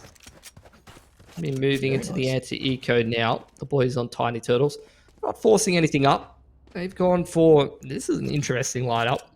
Astra, Sova, Jet, Phoenix, and Sage. Yet another team running the Phoenix. Yeah. Interesting to see no team trying to incorporate the Spire just yet, as wild spray from Kalashnikov come through, doesn't get traded out there, but again, it's not exactly what you want to see. Mike, with the information there from the Sober Arrow, will clean it up. This round should be all over, but the crying for the Tiny Turtles. I got the spike. Just trying to get some damage done.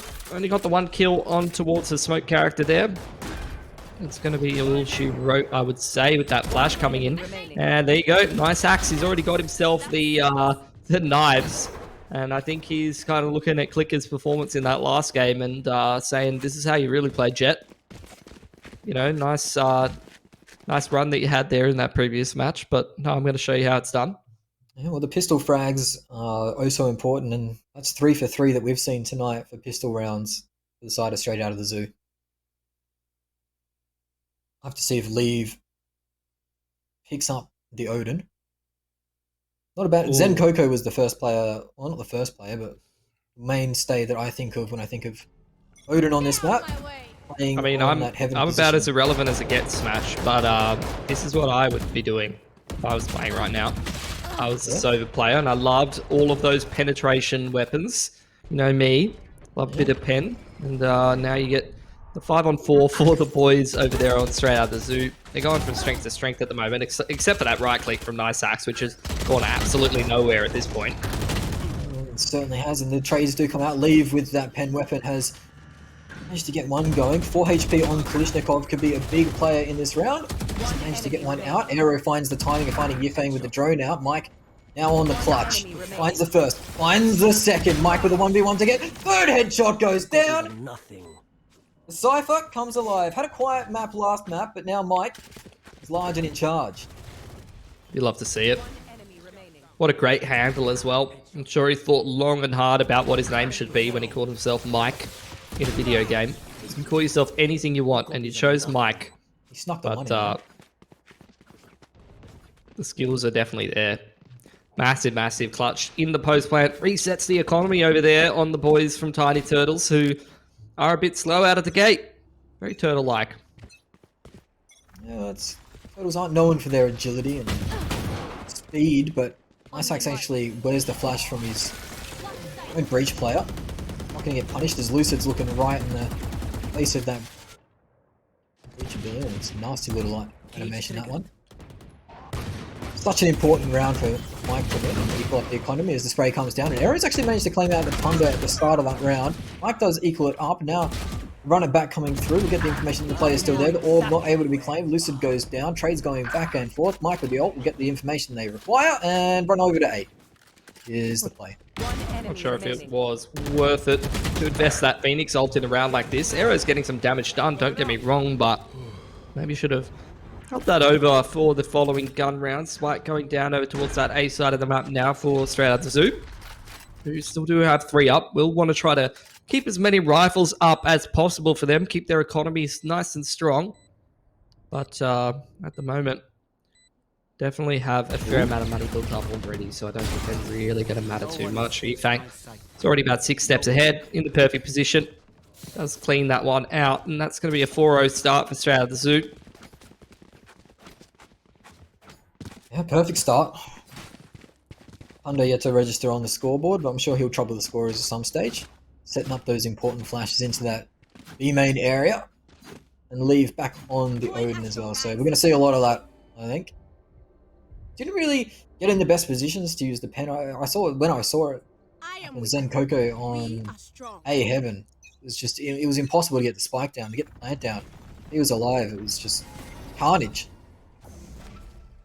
Need to know your angles, know your lines, as well as your U-tilt, to be able to make your opponent's life a living hell, make every wall bang a possibility. I mean, you got to be a bit of a nerd to play Sova, right? Know all the wallbangs and lineups, as Lucid actually spots the shoulder of Nice Hacks there, but gets the frag as well. So opening up the round, taking out the Jet, the Sage winning the entry frag. You don't see that every day. Leave getting awfully keen to throw out that Sova ultimate. Doesn't end up achieving a whole lot with it. Straight Out the Zoo. I've lost that first pick though.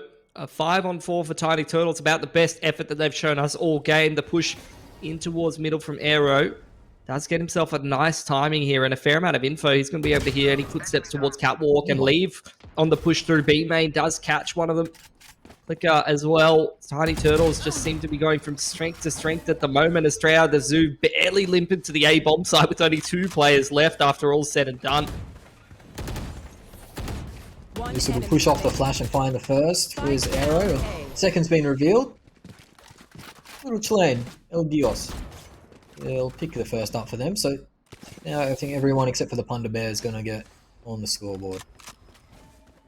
Not a bad start. Getting back into it.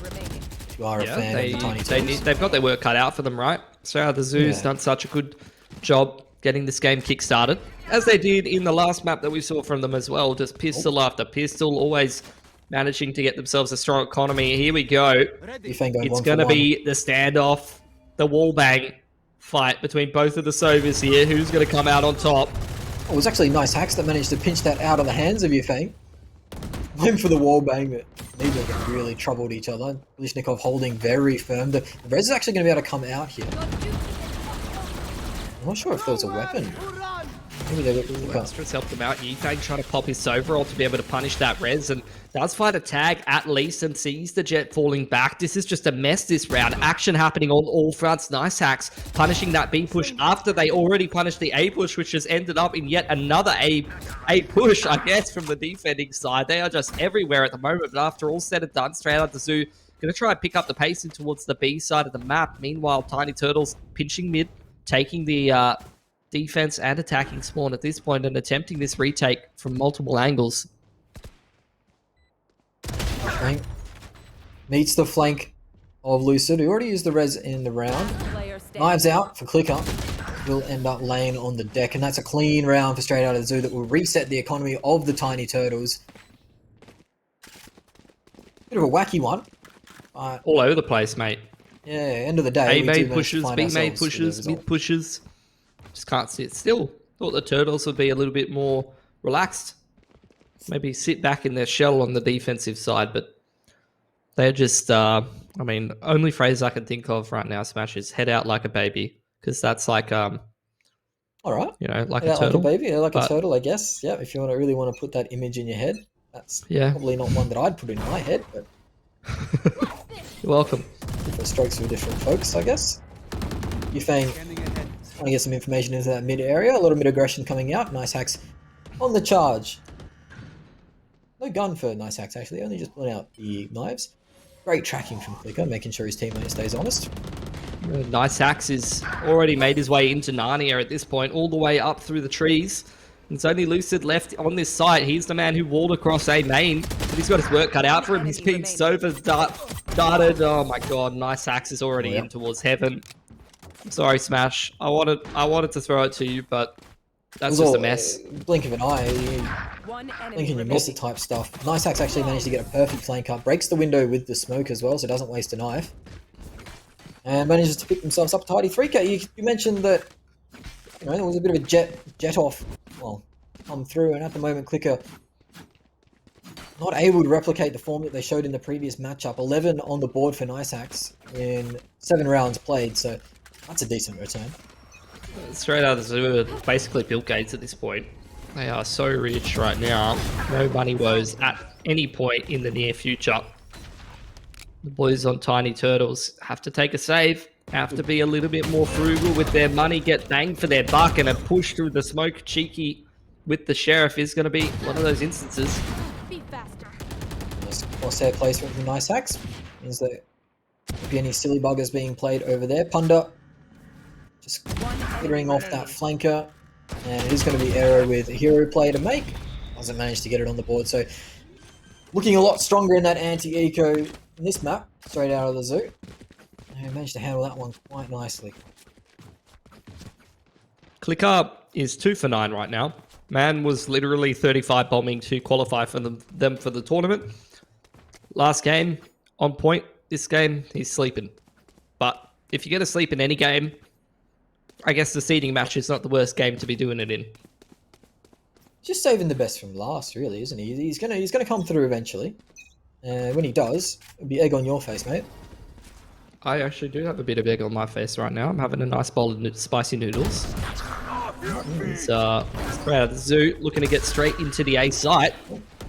Full execute from them. Rolling Thunder, Omen TP. Jet's already up in heaven here before they even put the spike on towards the site. And Nice Hacks is just having a field day right now, pushing everything he wants. Doesn't seem to be missing a beat at any point. Max got Cat locked down as well. It's looking easy for the boys from Straight Out of the Zoo. One enemy remaining. Yeah, looks like they'll clean this round up. Another one in the books, rapidly deteriorating for the side of the Tiny Turtles. They haven't got a leg to stand on this defense. Haven't managed to find anything that's really worked out for them. Nice double lockdown here on that short position. Under means there's no available way in there. If they're expanding up and take over things, there's nothing there as well. So really solid from straight out of the zoo. They got their practice in the last match, and now they're really putting the foot down. Yifeng had a big match in the previous round, but now it's gone a little quiet. It's Nice Hacks that's taken over the show. Tiny Turtles is bamboozled at the moment. They can't even get their money together right now. Half of them are buying, half of them are saving. Well, at least Clicker's got the Vandal available to him because he is connecting in this round. Does find himself that opening pick, but Punda. forget about it. See you later, half your team. Thunder just walks out middle, and all that's left is the Phoenix, just cowering next to B main, holding onto his judge. Yeah, well, Punda's not a show there. Not a bad result from your previous play. Yifeng just making a bit of noise. Noise pollution. Yeah, it looks like there's not really much for our Phoenix player Arrow to do here. Maybe try and salvage a rifle if they can, but might be difficult to get one with Nice Hacks just holding down this angle. I might have actually spotted his toes or his heels as well. So it looks like he has a little bit of an indication that something's up. Oh, second guess. Vandal on the floor if you want it, bud. There you go. Oh no, this wall is penetrable. Wow. There's not much to say. Smash, you know, I've given up on color commentary because it's pretty clear to both myself and the layman who is watching this stream what's happening right now. It's the monkeys are jumping all around the place. They're just doing whatever they want. Yeah, certainly are just chimping out. Making hay while the sun shines. They got too much money, they don't know what to do with it. Buy banana? Well, I think for 9 grand you can get a lot of bananas. Farmers will love that. It's Nice Hacks looks for the entry early on into the round. I'll spot the player in the corner that gets caught by Breach fault line. Clicker does get a frag and will pull the knives out as well. Nice Hacks won't manage to get the second leave. Bulldog of all weapons gets the kill. Not able to find the wall paint. There was Mike, and Yifeng comes tearing around the corner just spraying for mercy. That shouldn't have worked. Mike now meets Clicker in the face and goes for a second kill. He manages to get that too, so Mike's come alive in this map. Lucid the last with 3 to fight. This is just painful to watch. Smash. Well, Jesus. This is what happens when you just can't slow straight out the zoo down. They're just going to run over you. Bit of a stampede going on. this is more what I was expecting to see though straight out of the zoo. The last game they looked very hesitant. They didn't quite have that same flair. This game they've just shown absolutely no respect. Just run it down, take the Angels, and really been fragging out of their mind. Yeah, well, there was a bit more pushback from Bazaar in that last game. True. They were really giving them a run for their money. Hell, they're even setting themselves up to maybe qualify and actually, you know, win that game. And now here we are at the last round of this half with 5 Odins that will now be sitting behind an Astra wall, which is, you know, this is something. I didn't really think that this was how my Tuesday night was going to be going, Smash, but I'm glad that you're here to hold me. I think you're going to be holding me at this point, mate. Like, what's going on here? They're just waiting for a mate to come out. Right God, I wouldn't want to be the person that gets into this firing squad. Right here. Tiny Turtles being very passive. Actually got a lot of mid control there. They managed to wander themselves up around there, so maybe they know something's up. So Rot will come out to try and scout it out, but doesn't manage to clip anything. Hasn't found any of them. I mean, they know that this is where Straight Out the Zoo is. Crouching tigers, hidden apes. Oh. If anyone's got, if anyone in production has some kind of like grut on the soundboard, this will be the round for it. Well, there we go. Mike gets the first spray down. 2 players fall. It's not the way that you want to really be going out at the moment. 3rd Odin kill comes through, and we're just playing silly buggers at the moment. The big spray down from Chilean, but Spike down. there's more Odins where that came from. Leave.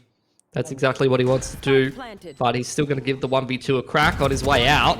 Does find Punda. It's all on the jet in towards heaven here to close this one out. Dart is going to clear out the site, but Ice Axe is on the line, and that's going to be an 11-1 lead for Straight Out the Zoo, who win a round with 5 Odins, and I'd say will be winning themselves the desirable seed in this grand final.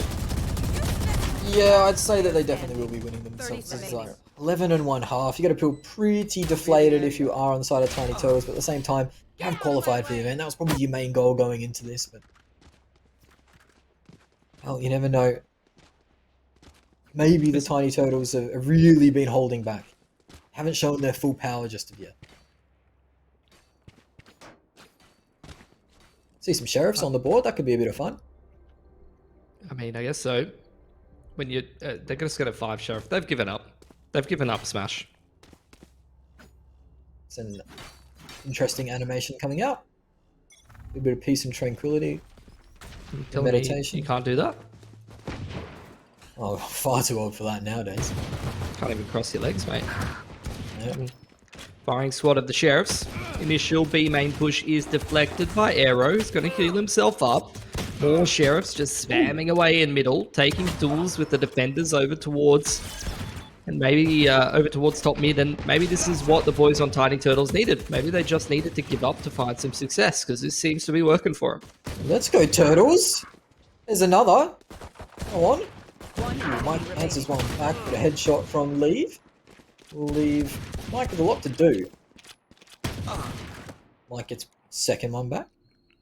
They're trying to run him down, but Mike's sharp, man. Need to be careful. Spike's going to go down over towards A, courtesy of the Sage from Tiny Turtles. They know where Mike is. Checking his flanks. He's lost his nick on camera. That'll set you back a few pennies. 11 HP. I believe that's the Sakura Sheriff. And some stat padding to do. You're very cultured, Smash. Yeah, thanks. Whoa! What am I watching? Smash, Whoa, please save me. old. Monkeys with knives do not go down well. Chilean. A bit more experience with the blade. Has managed to catch Mike slipping. Puts him down. Oh my god. This is a grand final of an open qualifier, by the way. This is a mess. Cut him up. Sashimi. Delayed Mike for dinner. Go some dinner, actually. Haven't eaten just of yet, but that's alright. I had some nice sashimi the other day, you know. I was up in the countryside, had to lift a car out of the mud, and on my way down, thought I'd stop by the beach for some sashimi. This is good times. Enough about my life, though. We're going to get back into the nightmare of Tiny Turtles trying to make something happen in this game. And it's not working for them, even though they're up against just the pistols. No. They seem to be really struggling here. Let's go, Clicker. He's answered one back. Lucid gets a spray, and oh no, Clicker has a 1v2 to win. Otherwise, they'll be facing match point. A Guardian to work with. Some Spectres picked up on the side. Oh, straight out of the zoo. First. Yufeng in a 1v1 situation. You don't want to lose this. Hate losing 1v1s. And he won't. Picks up the Phantom and puts Clicker in the That was a full eco from straight out of the zoo. Yeah, and a shorty on the Kalishnikov running straight up the guts. Manages to get some value out of it, so... Thought I saw everything in 2020, but there's certainly some stuff still in the back pocket for 2021. Like that boat getting stuck in the canal. Like, how the hell does that happen? Yeah, I mean, like I said, my car got stuck in the mud, boats getting stuck in canals, and I'm stuck casting this grand final, at least for one more round. Don't really want to see another one, especially with the way that it's going. There's a flash in towards B connector, the jet dashes in, the double peek up towards Catwalk. It's absolutely demolished, and they're well aware of where the jet is right now, or maybe not. The action from Arrow is good enough either way, and I don't even want to attempt to try to explain what's going on right now. It's a fist fight in middle, is probably how I would put it, Smash. They are throwing haymakers. Yufeng manages to claim the lane, so that's a 2v2 now. Maybe they'll be a little bit more sensible that there's only 4 players left in the lobby. Yeah, lined up a nice shot. Now Yufeng has a clutch to win with 3 HP. He just won one. You could do it, actually. Against the odds. Yeah, you could definitely do it. Jesus. Well, the Turtles stay alive. They are limping to their 3rd round. Alright. Let's go, Turtles. They did line up with a bit of a martial salute in mid. The previous round did the Turtles. They didn't manage to get nice hacks. And they hit him once, I think. You have 3 marshals. You really want to be landing at least 2 of those shots. Hitting their jet down. 21 for 7 on the board for nice hacks. So you have to take it with a grain of salt with the way this game's played out. But still not a bad return of investment. the Jet player. Yeah. Arrow Well, is it's a up bit of deep. a save here, but Yifang is going to have a hero Vandal here. And the man is just dishing out Vandal headshots and Sova ults right now. He's going to get challenged by Clicker, but can't win a duel against Yifang tonight. In the previous match, this man was absolutely going bonkers. And Turtles, they grabbed themselves the A site. They've got the Sova ult and the Sage ult to be working with. No one in anywhere near for the Sage to be rezzing on Lucid, so he's going to need to potentially find some value on the site once one of his teammates dies. And here comes the retake from straight out of the zoo. Here we go. Leave with the Phantom on a decent angle. Lucid trying to hold down that door position, does get pinged out through his wall. One enemy remaining on the side of Tiny Turtles does go down straight out of the zoo. They'll claim the round, and with that, the best seed going into the main event. Fantastic result for them tonight. Yep, looked like a pretty easy one for them in that grand final. They have made it all the way through the open qualifier and came out the victors. I'm not sure too many people would be too surprised with that. They've been in excellent form lately. They've qualified for a handful of tournaments. And once again, the Apes will show us what they're made of in the main event up against, I'm hoping, an easier group with that seed, I would imagine. As for the Turtles, they've got their work cut out for them playing some of the region's best if they're playing like that one. Yeah, I mean, they definitely do have the work cut out for them. It was a good game. As you look at the scoreboard here, it's a bit quiet on the side of the Tiny Turtles. I'll be honest with you, it's a little bit quiet, but for straight out of the zoo to earn themselves that number 1 seed from the qualifier into the main event, that's basically what they would have had as their goals coming into this tournament. So congratulations to them. We'll have to see how it works out in the main event. We will. So with that, just to have a little bit of a recap there. Obviously, straight out the zoo and the Tiny Turtles are your teams from the open qualifier. They're going to be joining the other 6 order. I said oil for some reason. Order wildcard, Kanga, Bliss, Mindfreaker, Direwolf. So a pretty good lineup of teams. A pretty similar lineup from previous tournaments. The only real difference being that your boys over there on Tiny Turtles doing a pretty good job for themselves. Obviously, Overpower Strike is usually grabbing that 7th, 8th spot, things like that. But they got upset by the Turtles, and the Turtles definitely earned themselves a nice little spot in towards that main event, and I'm keen to see what they can do and whether they have any upset potential, maybe show us a little bit more than we saw in that seeding match. Look, honestly, Smash, I was pretty happy with the games today. How about yourself? Yeah, no, definitely the first 2 were absolute crackers of games. I think both of them went to that 13-10 mark, so we got some good mileage out of it. It was good to see some of the upcoming talent, especially from the Nebula guys in that first round. Seeing, I think it was Dragon absolutely popping off, destroying on Icebox. That was awesome. So, yeah, I'm pleased with it, and hopefully the main event is just as good. Well, as you did mention, there is going to be a main event coming up, which means that is definitely the end of the open qualifier here for the Order Nova Invitational, presented to you by Logitech G. They are obviously dishing out a whole lot of prize money for that main event, which we do have coming up. So any final words from you, Smash, before I close it out?